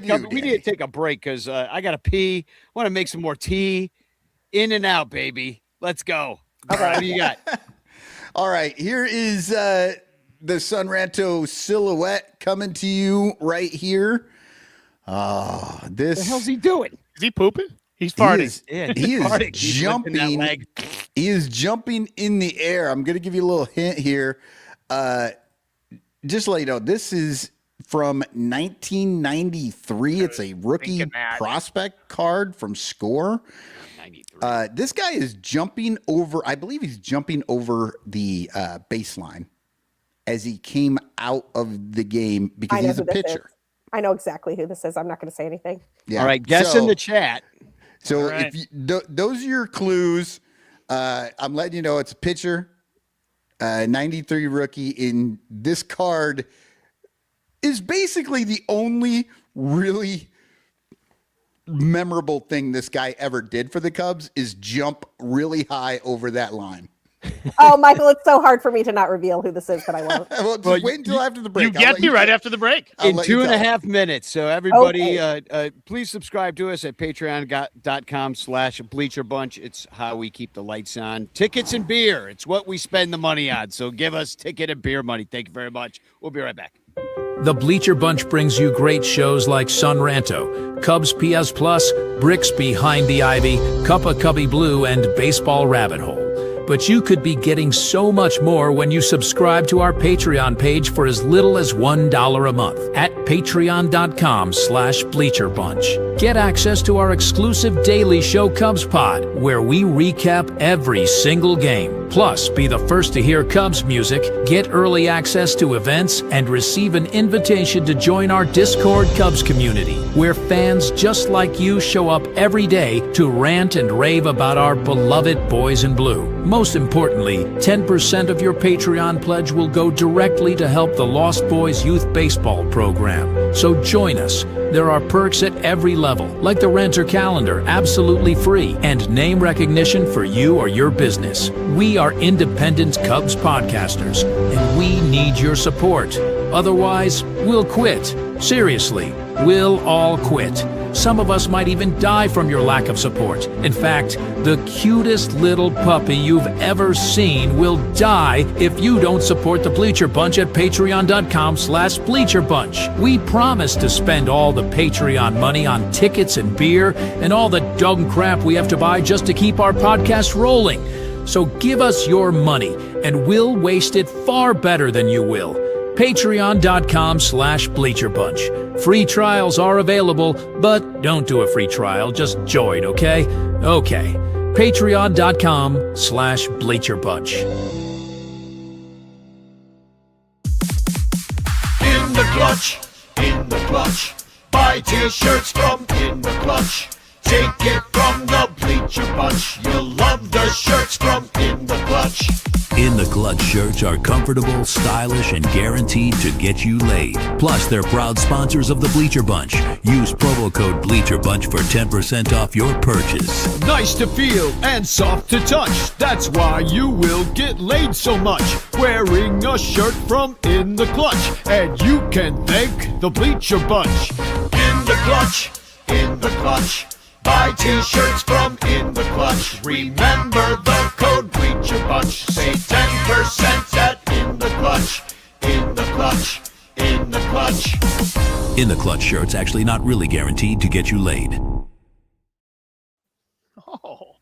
Oh, we got a lot of guesses in Do the I chat. get to say it? Okay, wait. I even looked at the chat. You can go ahead and say it. I will say that we had two people guessed and both were correct. Who is it, Sarah? It's Turk Wendell. It is, in fact, Turk Wendell. I really thought this might be a bit harder, but it's that jump, right? Yeah. Well, it's the only things I remember about Turk Wendell is that he was unbelievably superstitious. There was like some weird thing with licorice, and there was the jumping over the line thing, and I was like, and he like would not touch it. He did it every single time.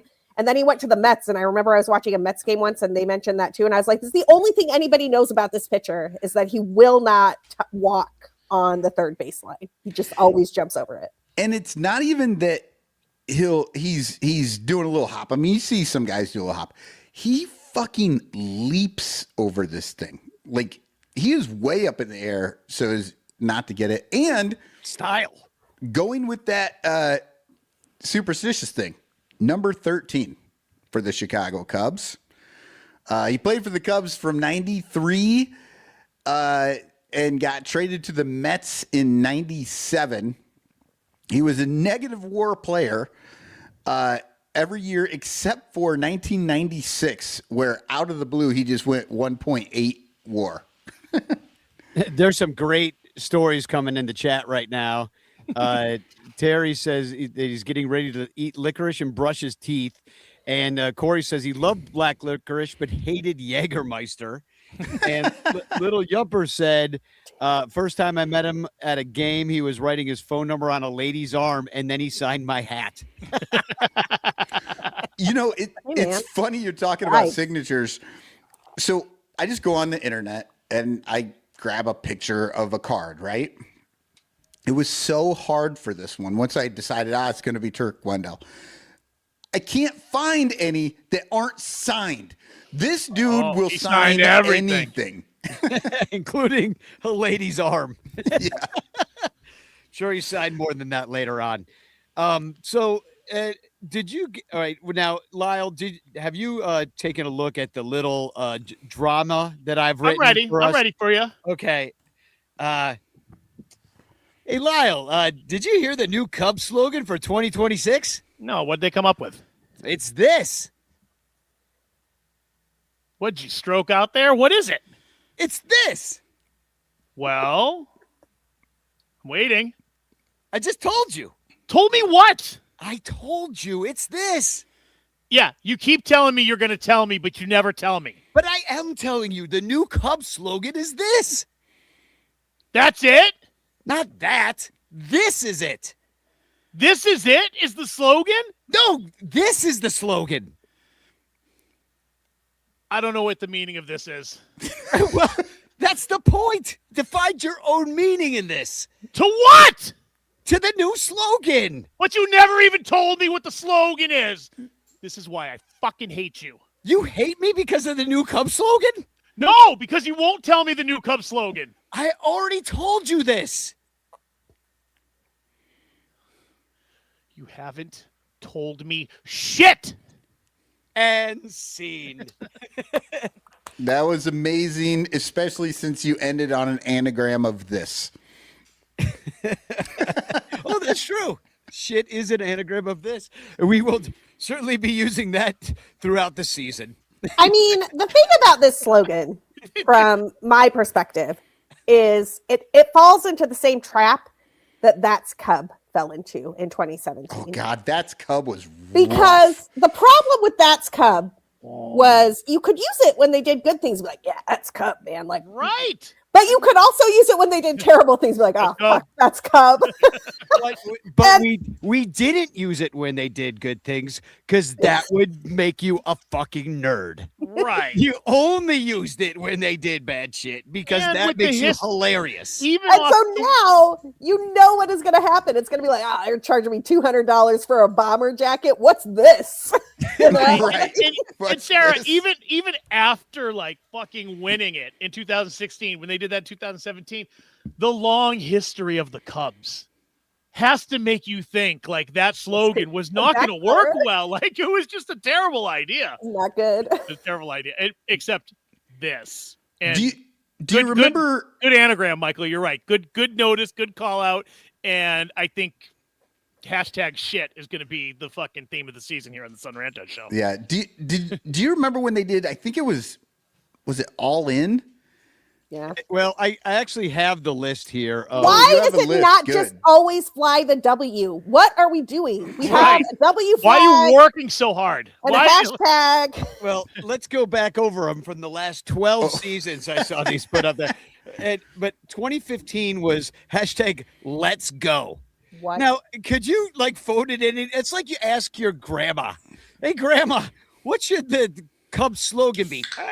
Let's go. Also, what's very, very funny is Sarah will know that was very Tom Brady at the time because he'd be out on the field. He was like, "Let's go!" And that became a Patriots chant. Like during the games, they would say it because that's what he yelled at his. All the teams say "Let's go." I know, but at the time it was a very Tom Brady thing too. It's an everybody thing. I know.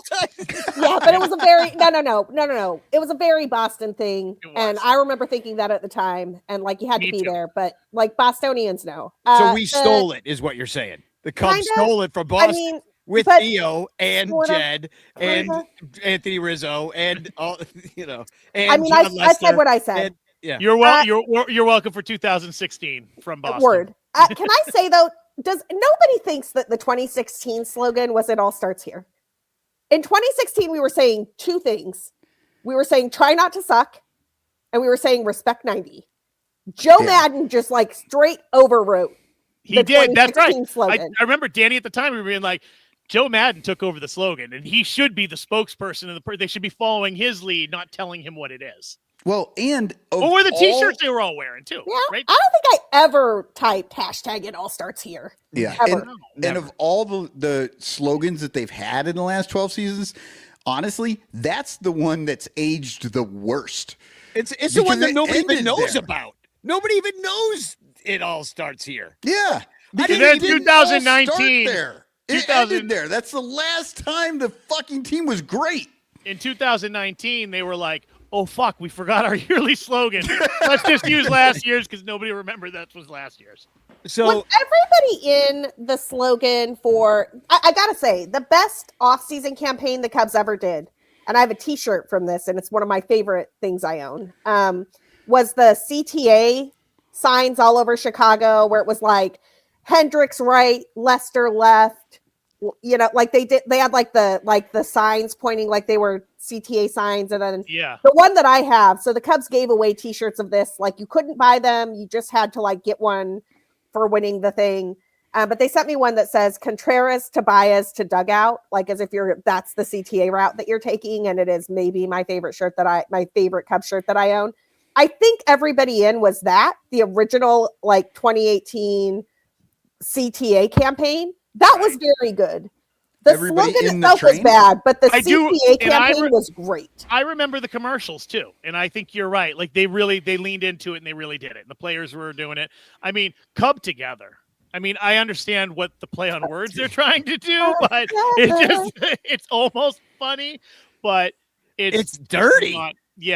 We're and it's a ripoff of the Beatles, and it's dirty. It is. Yeah. So the 2020. 2020, we're all forgetting 2020, like 2020. Yeah. 2020 was such a failure because where stories play. If you did hashtag where stories play, you would had be Colorado, no other because that's where no Trevor other Story was letters playing. to put in your tweet. You just ran out of room because it's so long. Exactly. It's like way too long. I was going to sit there and text all this out. Better get some auto fill in there. It's different here in 2022, and the difference is that the team was absolutely terrible and they had been good in the past, and it started feeling different. Like 2016 had totally like worn off. It had faded, right? And then they did next starts here, which is very like boardroom sort of corporo speak. And then antithetical to 2016. And then 2024, there's a typo. There's an L missing. You have to clit was maybe my favorite one. You're like, what the fuck? And they erased that right away. Remember when they all came out and everybody was like, yeah, you have to clit. Well, that was going around on Twitter at that time because everybody was adding the L, and I was like, this is just stupid now. And then be here for it. That wasn't so bad. And they're trying to get people in the stands. But that could also be here for IT because everything's running through the computer. I literally didn't know we had a slogan last year. Yeah. I don't remember ever seeing "Be Here for It." It was in the commercials a little bit, and then it was like Miguel Esparza would oftentimes tweet with "Be Here for It," just because. He just likes to use. I just thought that was Miguel being cool. I didn't realize that was like a team thing. No, he was using the team slogan. Yeah, come together. That's perverse. I'm telling y'all, like come together. Oh, I like the biblical losses. Fly the W.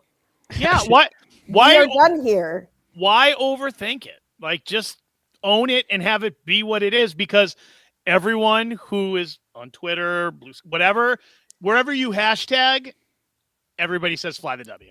Does anyone else have a W flag? Does anyone else have a flag like that? Does anyone the Brewers. We have a thing. Yeah. Turn it upside down. So Lyle, you just said don't overthink it. Well, I don't think that you can claim that the Cubs overthought this one.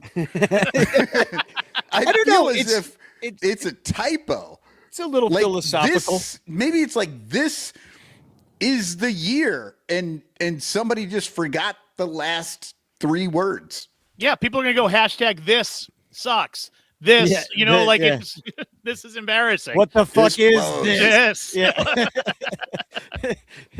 I can't believe this shit. Right. So this is shit. Yeah. Well, this is the 150th anniversary of the team, and so I've been playing around with AI. Why isn't it Cubs 150?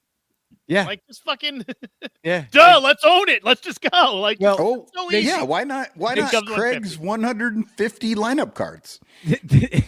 they should have used AI like I did to make the intro to this new bit I have, which is called 150 Years Ago, which I think like every show should look back 150 years ago to something that happened that week. Okay, so here's the little AI promo I made. I actually made 2 of them, but here's my favorite one. I'll play my favorite one first.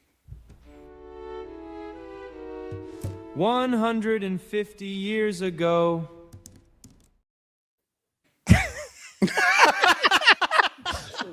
I don't know.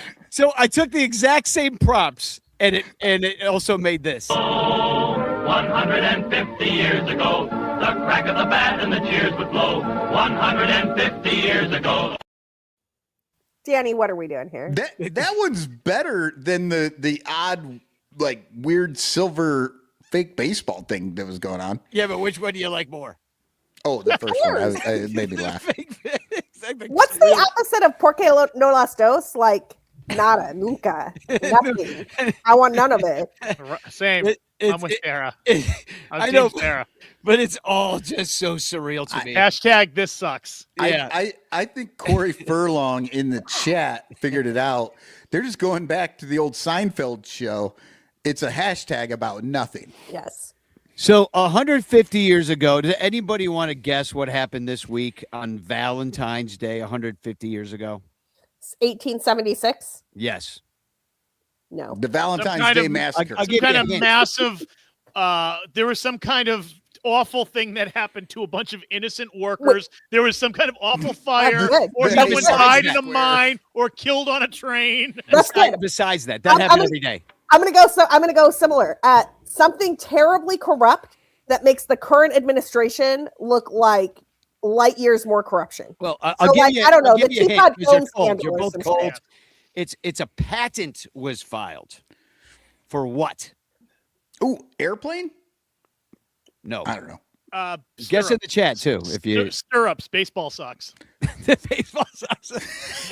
Podcast. Can I get a hint? Like, there are a lot of fucking patents. Yeah. Dude. It's Anderson's patented baseball socks. Danny, I need a hint. Like, that's Yeah, a lot Danny, of fucking. give us like a Measles is still an issue, Corey. We're bringing measles. All right, back. what industry? Here's what your hint. industry? Klondike 369. Telephone. Yes.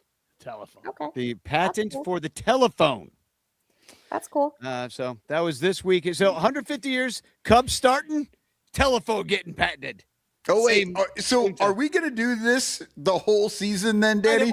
Maybe. Let's do I it. don't know. 100, that's going to be a new bit on the show this whole season. 150 years ago this week, what was patented? I mean, How 150 are you years so ago. annoyed by that? Why are you annoyed by it? Who cares? 150 years ago this week, everybody was watching the baseball game while they were at it. Now everyone's on their telephone while they're at the baseball game. Yeah. Well, or watching on their phones. Yeah. A lot of, Yeah. Yeah. So, I think that'd be fun to look back 150 years ago in history and like see what terrible accident befell the poor people of the time. Speaking of terrible things, the current administration is building homes for people who look different than he thinks should live in this country. Is that the way we're saying it? No, we're Internment calling camp? them concentration. Yeah, I know. Thank you. I was just throwing it there. Do we have any players going there to any of these concentration camps, Dan? Well, we have players stuck in limbo, and probably the worst possible player that you could imagine to be stuck in limbo. Not that there'd be any person I would ever wish this upon. But yeah, Moises Ballesteros still not in camp. Assad did get to camp. He was having visa issues too. That only took a couple days to work out. And Weird that the visa issues are all in like Venezuela and Panama and Mexico. South I don't America. know what those players have.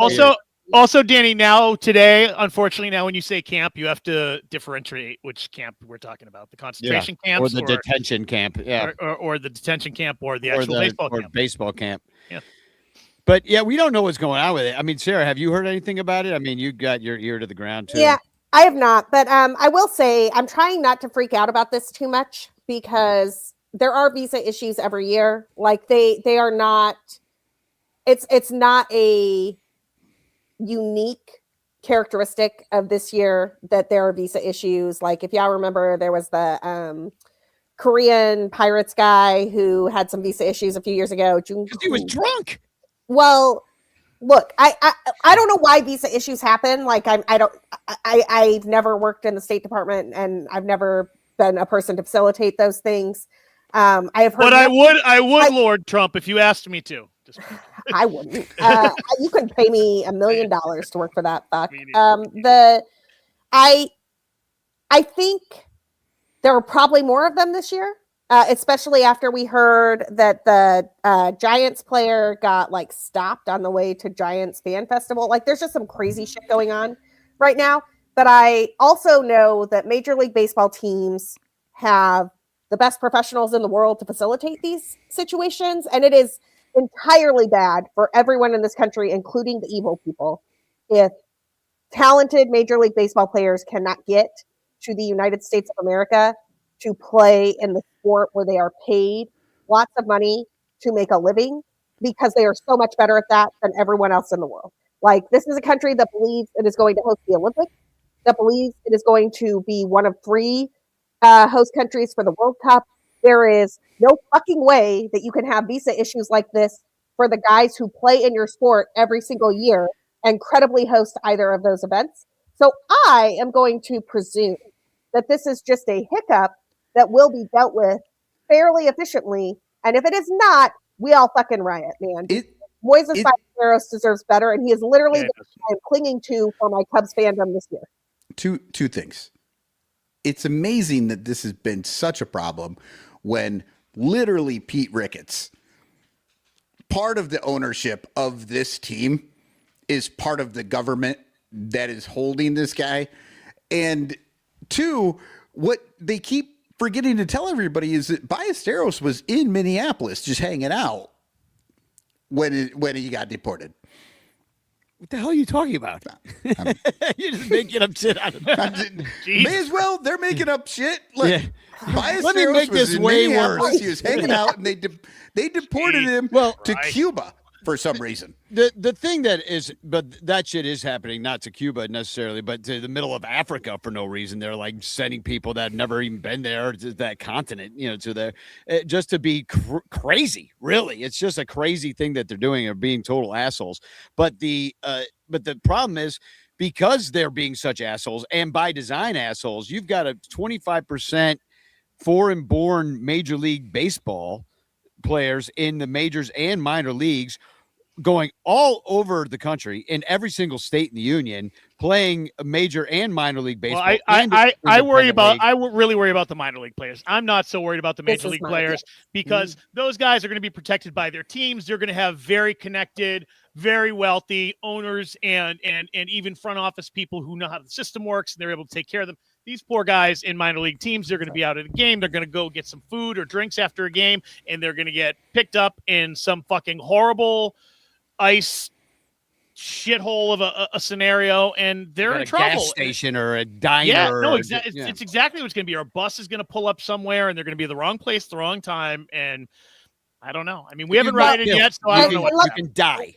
Let me just say, if there is not someone in Major League Baseball's front office right now, and in every front office of every team in the country who works on minor league issues, with a game plan for how to make sure, like informing your guys what paperwork they should carry at all points in time, who their emergency call is, what their emergency contact is, like make sure you're checking in on people, all those types of things. Something terribly incompetent has happened, because I agree. The real risk here is the minor leagues, where you have like some, 19-year-old, 17-year-old kid who doesn't speak English very well, doesn't have any family in the country, playing in fucking South Bend, and has no idea who to call, right? Like it is the onus of every front office in this country to make sure their people are protected. And the people who are most vulnerable are those 16, 17, 18-year-old kids who are new here and don't speak the language. And so I couldn't agree with you more. That's the real danger. Like I think Moises Ballesteros is going to be okay. But I also think the problem is, I think it's bullshit, man. Like this shouldn't even be a thing we're talking about. And what are we doing here? And being told what to say and knowing your contacts doesn't seem to me to matter right now, because it doesn't seem that's how ICE has been operating all the time. I'm not saying it's been bad actors 100% of the time, all the time. I'm not saying they're taking everyone's rights away, but from what I've seen in the videos and the way people are getting picked up, it looks pretty fucking gratuitous and disgusting. I mean, they're just I'm not trying to play both sides of it. No, I'm just because I say fuck them, fuck ICE, fuck Trump, fuck all of it. But I also say I don't know what's happening all the time, because we definitely do see the worst of it, when you go online and when you follow the news. So I'm trying to hope that maybe there is a case where you can be like, hey, this is who I am. This is what I'm doing. I'm with this team. And they're like, okay, carry on. But this is what I mean by like having processes though. So like at the risk of, I don't want to get too into like personal stuff here or anything, but like, I don't leave my house without an ID. I don't leave my house without like my whistle and like all that jazz. And right. I also have people who know that I'm supposed to check in with them a handful of times each week. And if I don't, for whatever reason, it is an emergency and I need your help.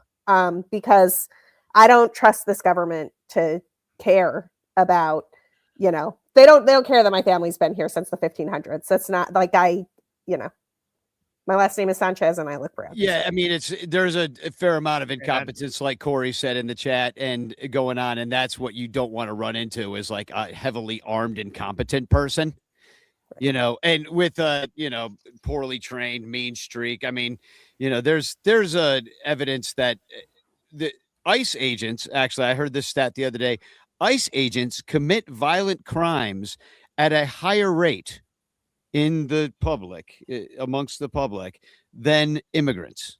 And it's not even close.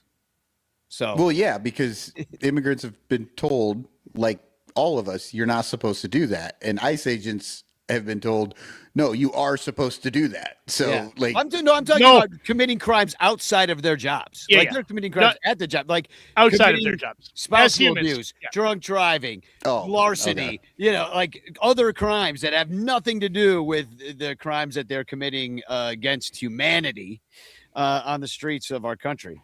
Well, hopefully they get it worked out. Ballesteros, he's the last one I want to miss any time, especially for this reason. Me too. Who's like more fun to root for than him?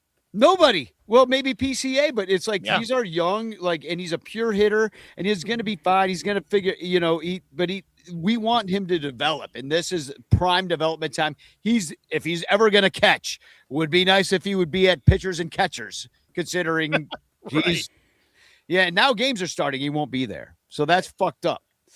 I don't know if we have time for bitch clock because we're running a little long here, but I did want to talk about. We're running long. Yeah, imagine. Are you implying that this group is loquacious and a little bit ridiculous on time limits? Well, we're going to do about 20 minutes on Kyle Wright now, so yes, I would say that.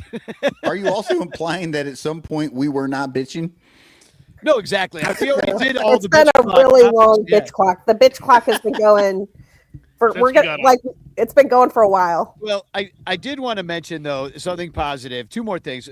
Something positive is it seems like injured pitchers are big fans of signing deals with the Chicago Cubs because track record or the Cubs are dumpster diving like motherfucks. Exactly. Jeez, but man, like everybody's going to be Matthew Boyd now. I was told it was intelligent spending. I don't know that I hate it. I actually don't know that I hate it. If you're getting a good deal and you're taking a flyer, that's when I think it's not. I don't know. Miller. I have good news for you because the guy who set up all of our pitching architecture is in charge of your team. So you're about to see all of this firsthand. Well, I was just going to say, didn't the Red Sox just sign a 12-year-old for like $1.5 million? You are technically not allowed to do that. But well, it happened. So I don't know if we listen to Red Sox fans about intelligent spending. But I will say this: your Boston and animosity is noted and not approved. Hey, Michael, Amen. quit fondling your mic. I hear everything you're doing. Oh, sorry about that. Yeah, he's fondling. I keep messing with it. Going You're getting nervous. I was like, oh, he's feeling himself. He's got to grab something. So, but we signed Kyle Wright and Shelby Miller. They're kind of, Shelby Miller was with the team back in 2021, had an ERA over 31, not 3.1, 31. I was like, did you read that wrong? No. And he won't pitch his this jersey year. number? Yeah, he won't pitch this year. He's going to be basically the Drew Smiley of the situation. Maybe he comes back and's got something in the tank. He was pitching out of the bullpen before he got hurt again. And then Kyle Wright, he won 22 games in 2022. Nice. That's the big and he had one good year, and it was that one. And he has shoulder injury ever since, and he's been terrible because of it. And but he could pitch this year. So he's like, I mean, maybe if his shoulder doesn't hurt, but we're taking a flyer on that guy. So, and then but the team's kind of set. I mean, there's really, I saw Crawley on the Fly the W podcast talking about like the couple of bullpen battles or bench positions that we might be seeing guys vie for, fourth outfielder. Will it be Alcantara? Like, I just don't really give a shit. Like, it's going to be whoever is not hurt, in my opinion. Yeah. And Can we talk about Alcantara for a second? Hurt people. I feel so bad for Kevin Alcantara. Like, dude is supposed to be finally on the major league roster or bust. And because of some quirks in the CBA and like rules about the number of games you have to play in a season and all this, the Cubs have been granted a fourth option year for Kevin Alcantara. And so Kevin Alcantara was supposed to be like, play or trade him this year. And now he has to spend another season riding the Iowa shuttle. And like, that is, man, Alcantara deserves better. That's all I'm trying to say. Like, all he has done in the major leagues is hit. I agree. When he has been given a shot, he has hit. And I'm not saying that he would sustain those numbers over a full season. And I'm not saying he's better than PCA. He is definitely the best fourth outfielder this team has. And I don't even know what we're doing with Chas McCormick and Dylan Carlson on this team. Like, I would much rather see what Kevin Alcantara can do. But he's basically going to lose a year of major league playing time because of this, and it sucks. Yeah, our resident White Sox fan says trade Alcantara to the Sox. Dude, he would play. I'm here for it. He would play. Yeah. Yeah. And it's a shame because he's just been like right on the verge this entire time, and he'll come up, have a great game, and get benched for another week. And you're like, what are we doing? What? Hold on. Let me pull this up because I do think it's like telling. Kevin Alcantara's major league numbers with the Chicago Cubs, and admittedly, it's like 22 plate appearances and like, all, like I get it, like whatever. Last season, he hit 364, 417, 364. I mean, I don't know, man. Like, let the kid have a shot. Like, he has had no shot. You know what I mean? Like, I don't know. They've got their story and they're sticking to it. That's just who they are.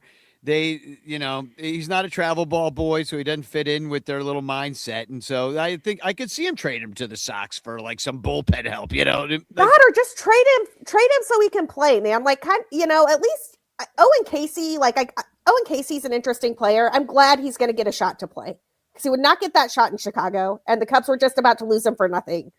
They shouldn't. Anyway, sorry. And we got pitching for him, so. Did an interesting pitcher. Yeah. I mean, Edward Cabrera, I'm really excited. Actually, I think he could have a great year. I'm really excited about Edward Cabrera.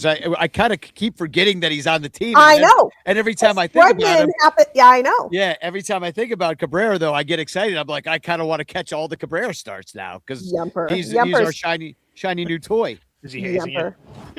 I was just about to troll Lyle about Alex Bregman, and instead you jump in with the Ian Happ. It hurts so bad. I'm so angry about it. And that's how you can tell. It's just one of those things. Like when the fan base that had them is just pissed, you're like, you want that guy. He was so good. Yeah, you know what else is a staple? White bread. I mean, not in my house. Not yet. It's freaking disgusting. Now, French bread is not white bread. I'm sorry. I hit the wrong demographic with the white bread. My bad. You've been in Iowa too You long. all looked at me like, we ain't eating no white bread. I'm sharing a link in the chat right now because I know me and Cotton both wrote a letter through the Action Network to our local governments telling them that we disagree that there would be a parking lot expansion in the Camry parking lot. And you can, and I just shared this link, if it has a pre-written letter to help stop the parking lot expansion. The Cubs claim that it will allow more people to park, in the neighborhood. But really what the people that actually live there want is less cars to come to the neighborhood because it is a very densely populated area with very small streets and literally Gray Street. Like, you can build a parking lot 10 stories high. You will wait 2 hours to get out of it. The Camry lot is the one on Grace. Yes. And they want to make it like a stacked thing. They want to maybe take over the cemetery. I don't know what they want to take over. Whatever. I'm like, I don't know where they just want to dig up those bodies and park some cars. There are houses right next to the Camry lot, and then there's a street, and there's houses and Almost Home where we go hang out and do stuff on occasion. Right. So I'm like, if they want to expand the Camry lot, I'm fairly certain they have to go up. There's nowhere else to go. Well, but Dan, the reason I sighed so deeply about this. So next week on the 24th, if anybody wants to come hang out with me, I will be at the Wrigley community meeting. The Cubs, to their great credit, have every year for, I don't know, man, decades. I have the actual number somewhere, but it's not in front of me because I didn't know we were talking about this today. They host a annual meeting with the neighbors to talk about all the things that the neighbors want to bring up with the Cubs, and I cover it every single year for Bleed Cubby Blue. And the first couple of times I covered it, I was like, this is very interesting. And in the pandemic years, I was like, it's super interesting. There's actually stuff going on. But really, this meeting is just people being like, there are too many Uber drivers on my street and I'm mad. Or why is it loud at the ballpark that existed before I moved into my house? Or why is there a parking lot near me that was there when I moved in, but I thought was temporary, and now it's not temporary? And truly, this meeting is just like the NIMBYest of the NIMBY meetings you've ever been to in your entire life. The only time that it was celebratory and cool was when the Cubs won the World Series and they brought the World Series trophy, and they literally just put that shit in front of the whole room. And they were like, now, we dare you to complain.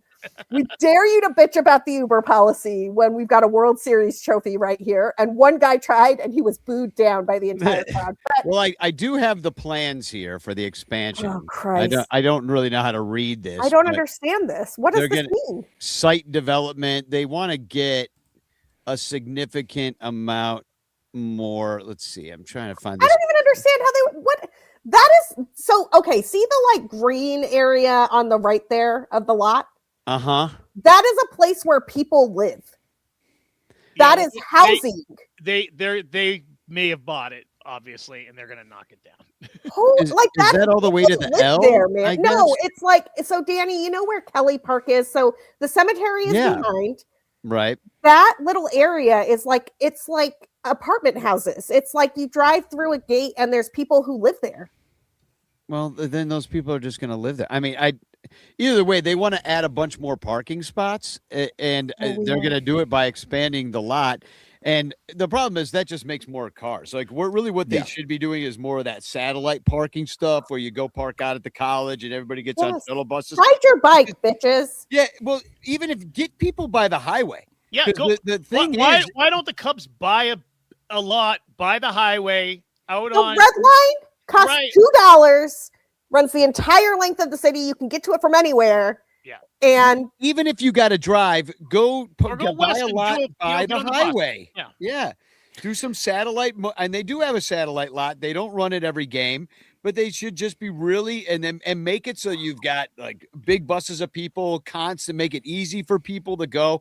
And you can charge them to be out there, and your real estate's cheaper, and you keep Wrigleyville. If we have freaking cars and honking, and if you're in a lot with you got to get out on Grace or on Byron If you got to get off on one of those two streets, these are tiny streets. Do you know how long it's going to take for you to get out of that lot with all those other people? It's the dumbest fucking thing.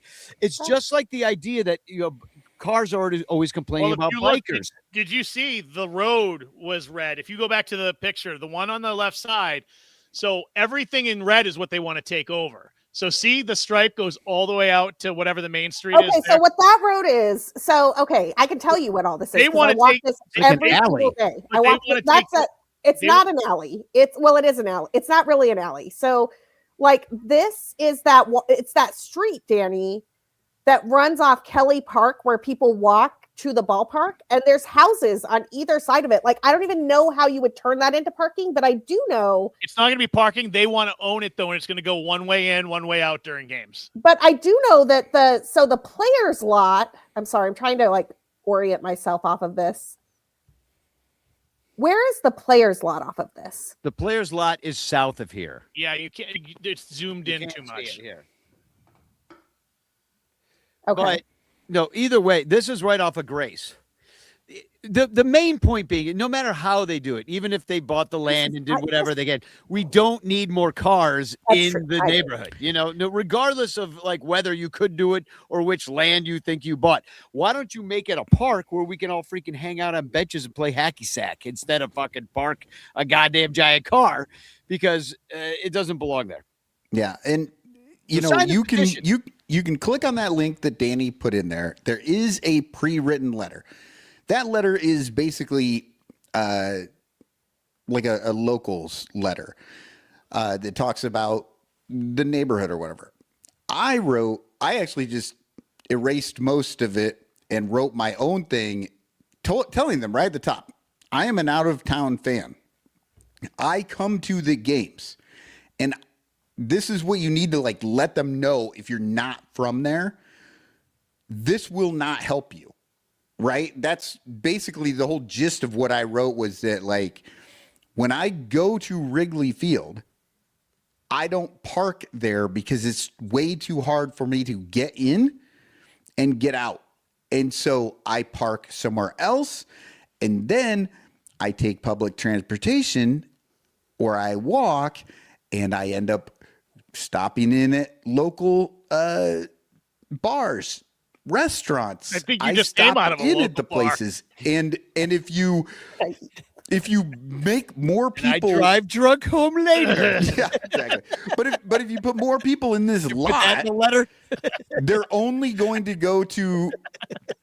They're not even going to go to the places right around Wrigley because those places are packed. So they're going to leave and they're going to go over to their car, and it's going to take money away from the neighborhood, basically.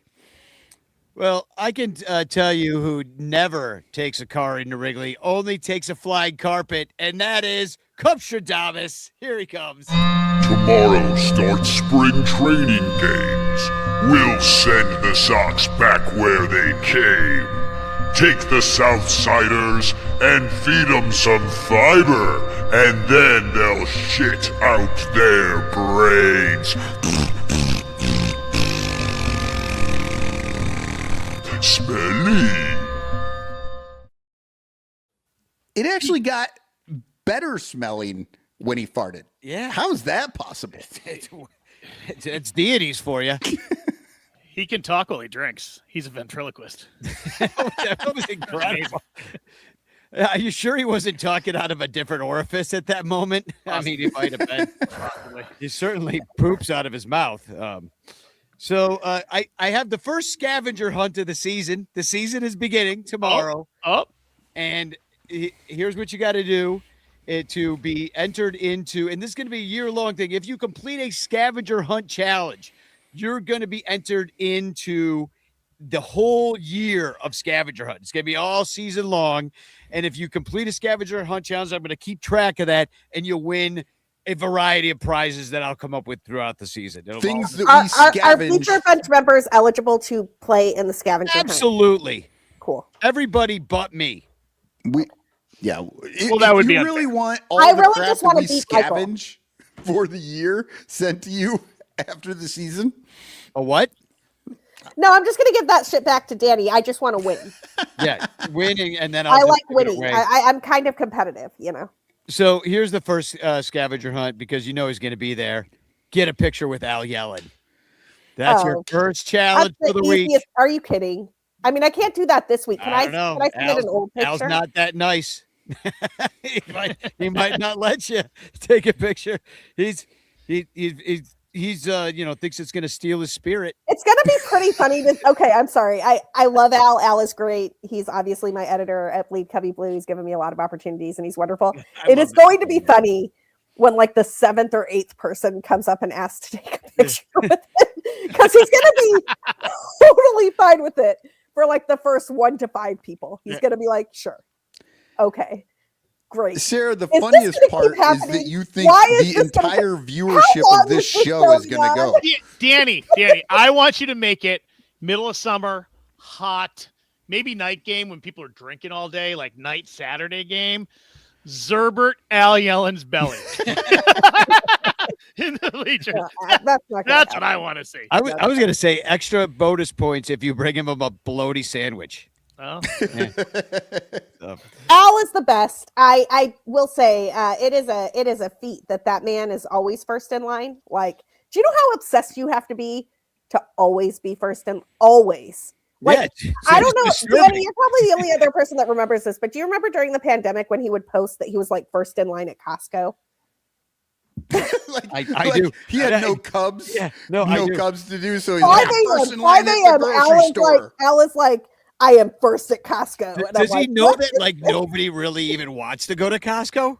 Like, who enjoys going to the store? I guess some people. I just think he likes being first. He likes being first in line. Yeah, just like Sarah. And he's committed to it, man. Like he wants to win. He's like, I will be there 5 hours early if I'm first. It's a great bit. I'll tell you that much. It's a great bit. So I do have speaking of the bleachers, I want to point out again, I know a lot of you guys have already donated, but to Tim and Ellen Shockley, I think Ellen's about to get out of the hospital at this point. I don't know if you saw about this. That's Sarah, good. I didn't. I was going to ask you. I did not. Yeah. Or she's on her way out of the hospital. That she took a turn for the better. So, but they please help with the GoFundMe. That's something you never hear. She took a turn for the. And then Danny says better. And isn't that nice? Goes, we're ending with awesome. we're going to win the World Series. Now I'm getting positive at the end of the show, right before the season started. So you're missing a few internal links between took a turn for the better and winning the World Series. I just crossed the 2-hour mark. Go wild. Go wild. Exactly. Danny's gone wild. And then on March 1st, we're all going to hang out at Almost Home, the aforementioned in this show, Almost Home, 3-1. Come get your calendar if you don't have it yet. Sarah got her calendar the other day because she bumped into me and I happen to have one on me. Sweet. And I'm sharing the Partiful link. So I shared a GoFundMe link, then I shared a Partiful link, but that's going to be at Almost Home. The game's at 2:00 Central Time. The Almost Home is on Grace and Clark. You know, I was trying to reach my calendar, but I can't quite. I'd have to get off camera. Yeah. Speaking of that calendar, I was looking at the last year's calendar and just literally yesterday, and I noticed Sarah. Yes. Will Happy be having a birthday birthday in 1 week from now. Happy birthday, Sarah. And happy birthday, Michael. Thank you. And we Mine's got in 3 weeks. That's all right. We're getting there. I'm not going to talk to you before. You can wish me happy birthday every week if you'd like to. This week in February is and next week, like February this time is packed on the calendar. Like we got Andy Wells, Bill Elliott, Tegan Finneran, Jason Griffin is today. Tomorrow is Alana Meyer. Then Rachel Waltz is sometime this. Chrissy Furlong, Andrew Waller, Riker Cologne, Ron Santo, then Sarah, and then Darko Kurjak, who played on the Bleacher Bum albums, and then Kevin Davis. So it's like every day's got something. All this week, yeah. It's a lot of people. Would count back 9 months. What were people doing? Wow, April. It's April Fools. I mean, so this is actually a marginally funny story that my mother would probably be mortified to hear me tell if I was. She doesn't watch this show, so she'll never know. It's late. My mom is a planner, and I am the firstborn, so she like scoped that shit out. She was like, I want to be pregnant during the winter. Like, I don't want the worst parts of pregnancy during the summer. Like, she had a plan, and I am the result of that plan. And then 15 months later, my baby brother came, and he was not part of any plan. Oh, that is funny that you say that, Sarah. We did the exact same thing. Our firstborn totally planned out, and the second-born 20 months after that, and just no plans whatsoever, just total surprise. Just after a fun night at the bar. Yeah, my brother and I are very much Irish twins, and he is, for about 3 or 4 years there, we looked about the same age because I'm I was always like a smaller version of how old I should be, and he was always a slightly bigger version of how old he should be, and then now he's like 5'11", and I'm 5'1", and, it is what it is. So I do have a couple of TFCs that I put in the chat here. And then a very special new old song. I've re-recorded an old song that has nothing to do with the Cubs, but it's a song about the sex lives of presidents. I was hoping to have it done for President's Day, but I actually thought President's Day was next Monday, so I had to late on it. But it'll be ready for George Washington's birthday, which he's the first president. Pay him some homage. Give him Nobody's paying that close of attention to the holiday calendar. What was George Washington's vice in the song? What's he into? He jacked off in tights and wore a powdered wig. That's right. Yeah, which he did. He did both of those things. I'm sure he did both of them. Certainly. And then it goes on from there. And here's a video because I've been tasked with learning how to use some of these like AI video creation. What platform are you using, Danny? Multiple platforms, because all I do all day long is get content violation warnings. Really, the reality of the situation as they catch up to what twisted, sick brains do. Anyway. And also all the copyright issues that I run into with the things I want to do. But I did use it and learn this tool and so this video is employing an AI video. But I edited the AI videos, so that seems like a really shitty job, being the person who has to find all the AI content violations. Oh. Yeah. Well, imagine? It's more fun to make them. Let me I tell bet you. that person's using AI to find the AI content violations. I bet they're like, 100%. find me all AI content violations. Yeah. That is a guy in India who has 4 jobs in America, making hundreds of thousands of dollars a year at all of them, and he's got AI doing all the jobs for him because he's fucking brilliant, and I applaud him. Yeah, good. Someone take from the man. Yeah, he's probably watching because he got all this time on his hands. Yeah. Now it's 3 a.m. No, it's probably 3 p.m, actually. All right. Ranterfest, June 6th. Cincinnati, September 19th. Calendar party on March 1st. I already mentioned that. And I have a couple of TFCs. First of all, shout out to the Ranters. We had Valentine's. I had put up a couple of Valentine's. Michael put out the call. Hey, throw up some of these on the Facebook page, on the Discord, and you guys obliged. Here's some Ranter-made Valentines. This one from, I believe Chris Salato put this up. It's like, it's Bill Sugar's falling down my stairs and breaking his leg with me in the background. And it says, I will fall for you, Valentine. And Bill Sugar's biting it down my stairs. So that's, what's weird about that? It simultaneously looks like he's falling down and up the stairs. I agree. I don't know how AI did that. I feel like Danny might be down the stairs and Bill is falling on top of him. Right, but it's not. Danny's at the top of the stairs. So yeah. I also feel that does it. Messing with my head, man. Yeah. That barely looks like me too. This is like some Escher shit. No, I don't think it looks like you either, Danny. Looks like Nathan Sneed.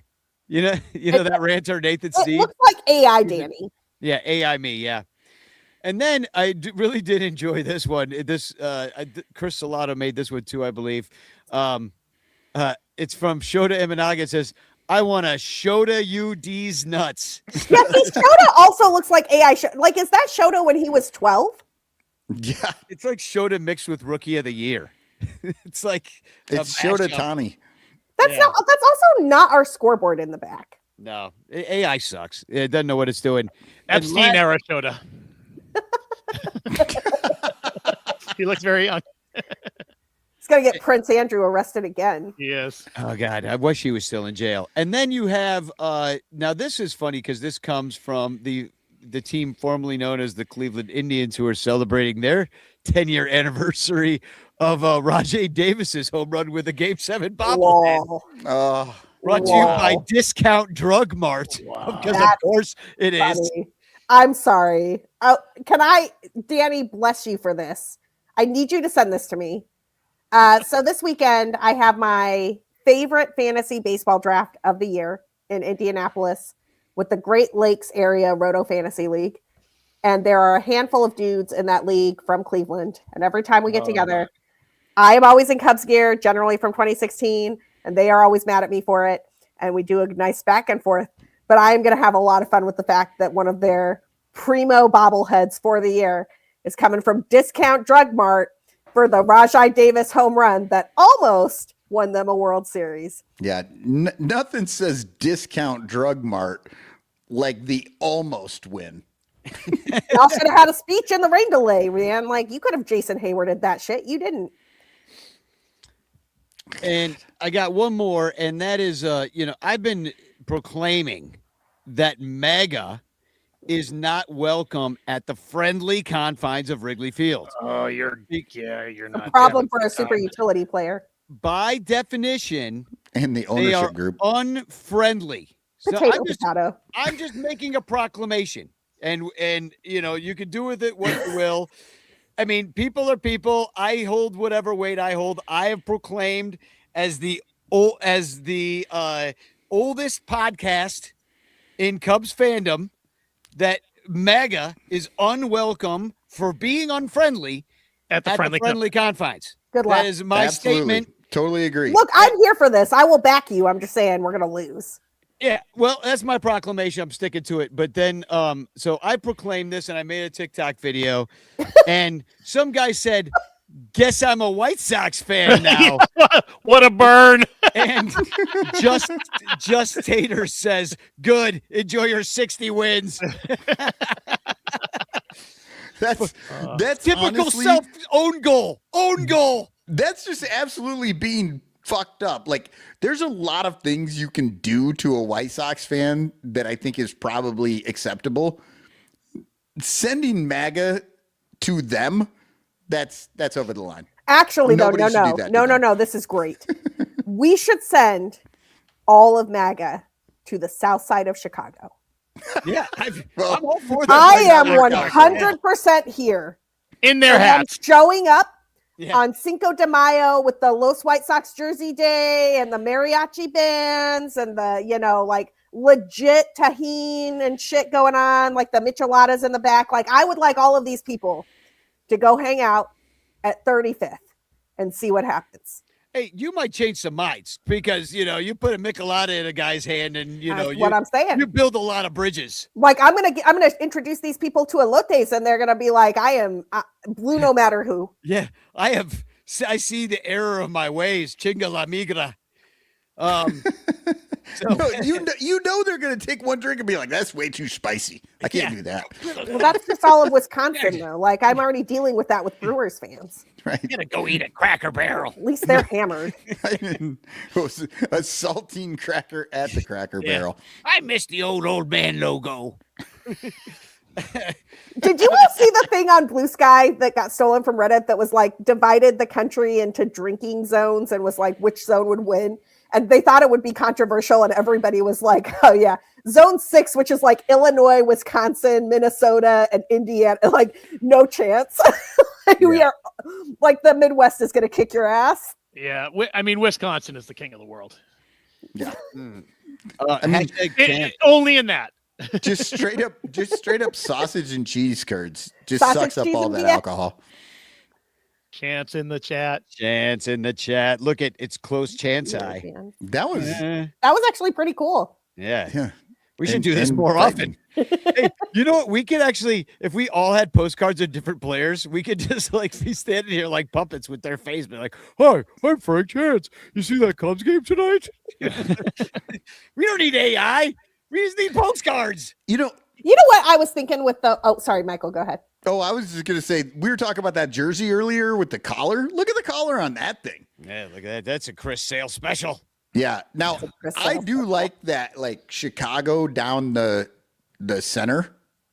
Yeah, I dig that. It's That look. thinning. It's like a tie. It's almost like a log tie. Well, I'm glad you brought it back to giveaways because I was going to go to giveaways too. Because the thing I was thinking when I was looking at the giveaways and it showed like that the Mexican Day was going to have like the VIP bomber jacket and all that jazz, I was like, the Latinos show up for this shit. Like we are in. Can you imagine? So I looked up. I was like, who is the most famous Mexican Cub? And I didn't really go deep or anything. So like if there's some guy from like 1970 or earlier, or like 1980 or like I might have missed him, like whatever. But like most of the Latinos who have played for the Cubs have been like Venezuelan, they've been Puerto Rican, they've been Dominican. In at least recent memory, the most famous Mexican Cubs are Javier Assad and Manny Rodriguez. And I was like, imagine if we had our own Fernando Valenzuela.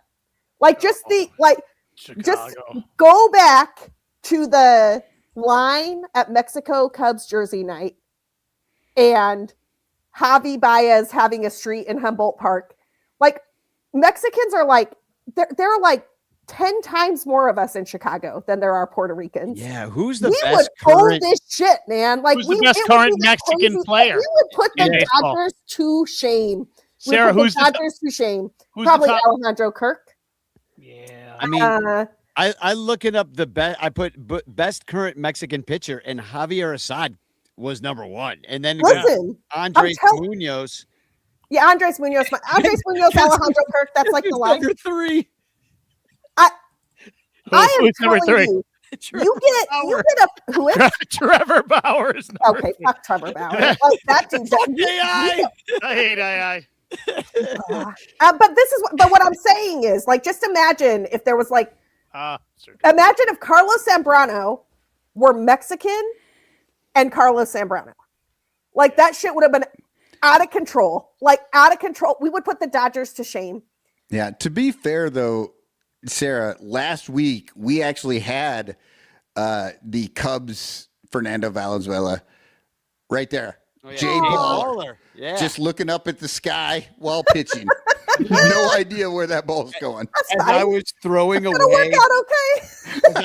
as I was throwing away the pictures in the folder here to make room for this show, I did enjoy looking at Jay Baller yet once again, and I thought to myself, I'm like, I need a Jay Baller song because it's like the legend of Jay Baller. Just like he actually wasn't that bad. He wasn't that good, but he wasn't. I think he was a plus war pitcher. I'm sure no one from the Cubs scouting department listens to us, but if they do, and or they'd if be I better if ever they wind did. up in the Cubs scouting department, my mission on this earth is going to be to find the best Mexican baseball player on the planet and bring them to Chicago. All right. Because I think that would be fucking tight. No, absolutely. I think you're right. I think you're right. I think A+. Danny, I think Little Troy's song "Want to Be a Baller" is just the song. Oh, just use that song. Yeah. I will now pick a hashtag chance in the chat and give away a chance postcard. So get in there now. Oh no. No, it's broken. Oh, no. It's because you're not signed in. You got signed out of everything, Danny. Whoops. No, I am signed in. Oh, Look. Dude, y'all, the reason I was late today is because I got signed out of Fangraphs and the ads were so slow. I couldn't write the article. I was like, what is going on? This is taking forever. All right. And then I signed back in. Now we got to do this by just all right. Go back. Who we got? We got Everett, Little Yumper. I'm going to scroll and I'm going to stop, and wherever my thing stops, Yeah. first chance is Everett. Everett is the winner. Everett Tauscher. Congratulations. You have won. I like your is that Frank Chance? I can't see.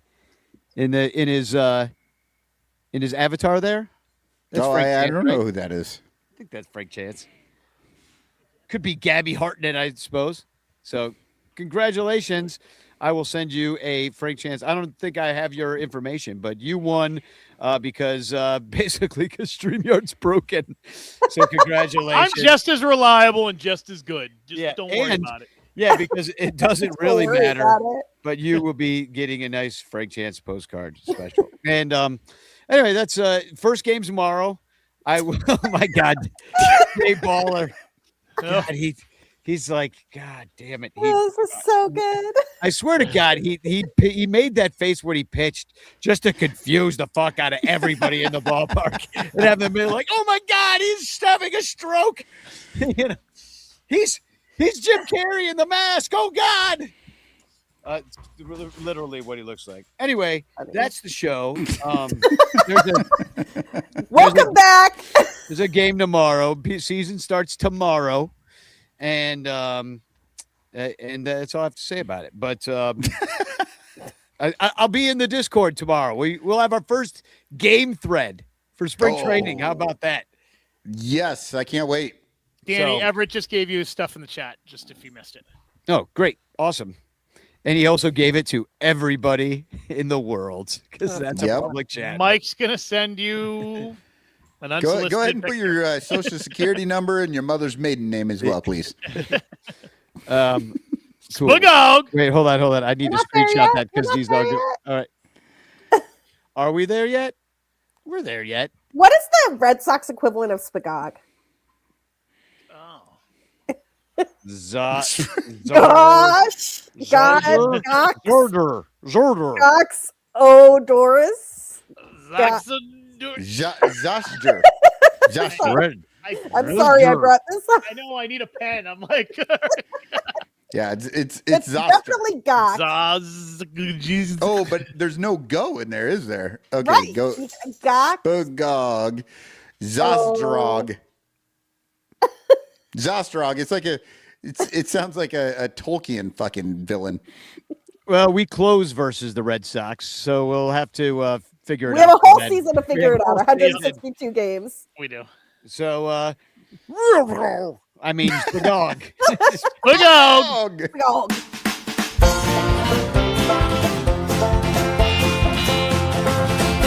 George Washington jacked off in tights and wore a powdered wig. Then there was John Adams, whose cock was really big. Thomas Jefferson was a busy humping slaves. James Madison fucked dead people all rotting in their graves. James Monroe was such a hoe, his dick rotted away. John Adams too would eat your poo, but only if you're gay. Andrew Jackson liked to fuck live chickens on the bed. Martin Van Buren drank your piss while he gave you head. William Henry Harrison would take it in the rear. John Tyler would jizz when you blew into his ear. James Polk would make a joke if he thought your tits were small. Zach Taylor liked his mistresses to suck upon his balls. Presidents, they don't pay no rent. They take it out, they hose till the money's all been spent. Can't you see, they do it for nookie, but taxes are the only thing that's fucking me. Millard Fillmore filled more holes than grave diggers in a plague. Franklin pierced like donkeys, but he mostly was a fag. James Buchanan fantasized about S&M and rape. Abraham Lincoln only strewed in nylons and a cape. Andrew Johnson had a Johnson smaller than a tack. U.S. Grant would lose his pants when he saw an ice rack. Rutherford B. Hayes was at the glory hole for days. James Garfield had harems of bisexuals and gays. Chester Arthur used his stash to tickle on your clit. Grover Cleveland ate your ass while you took a massive shit.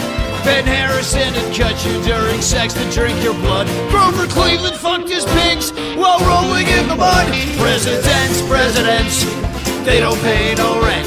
They take it out, they hose till the money's all been spent. Can't you see, they do it for nookie, but taxes are the only thing that's fucking me. Bill McKinley got back rubs that ended happily. Theo Roosevelt whacked off his Houston over him and Pete. William Taft always laughed every time he blew a load. Woodrow Wilson flashed his penis to passers-by on the road. Warren Harding got a hard-on every time he took a train. Calvin Coolidge killed a stripper and ate part of her brain. Herbert Hoover was was a vacuum who'd suck up all your cum. Franklin Roosevelt's always had a dildo in his bum. Harry Truman pierced his cock with a zero-gauge ring. Eisenhower showered before and after he would sing. Kennedy liked his ladies with a hairy grassy knoll. Lyndon Johnson fucked the gardener after smoking a bowl. Richard Nixon put his dick in every kid he knew. Gerald Ford liked porno starring Hasidic Jews. Jimmy Carter always farted when he was gonna blow. Ronald Reagan used nipple clamps and liked to suck on toes. George Bush the first would always burst if you put a finger in his butt. Bill Clinton would fuck anyone. What a fucking slut! George Bush the second masturbated onto Janie's head. Obama likes a period to make his cock sticky and red. Donald Trump wants his rump to constantly get kissed. Joe Biden is an old man who's always sniffing kids. Donald Trump came back to unveil the final twist that every single president appears on Epstein's list. Presidents, they don't pay no rent. They take it out their hose till the money's all been spent. Can't you see? They do it for nookie, but taxes are the only thing that's fucking me. Presidents, they don't pay no rent. They take it out their hose till the money's all been spent. Can't you see? They do it for nookie, but taxes are the only thing that's fucking me. But taxes are the only thing that's fucking me. But taxes are the only thing that's fucking me.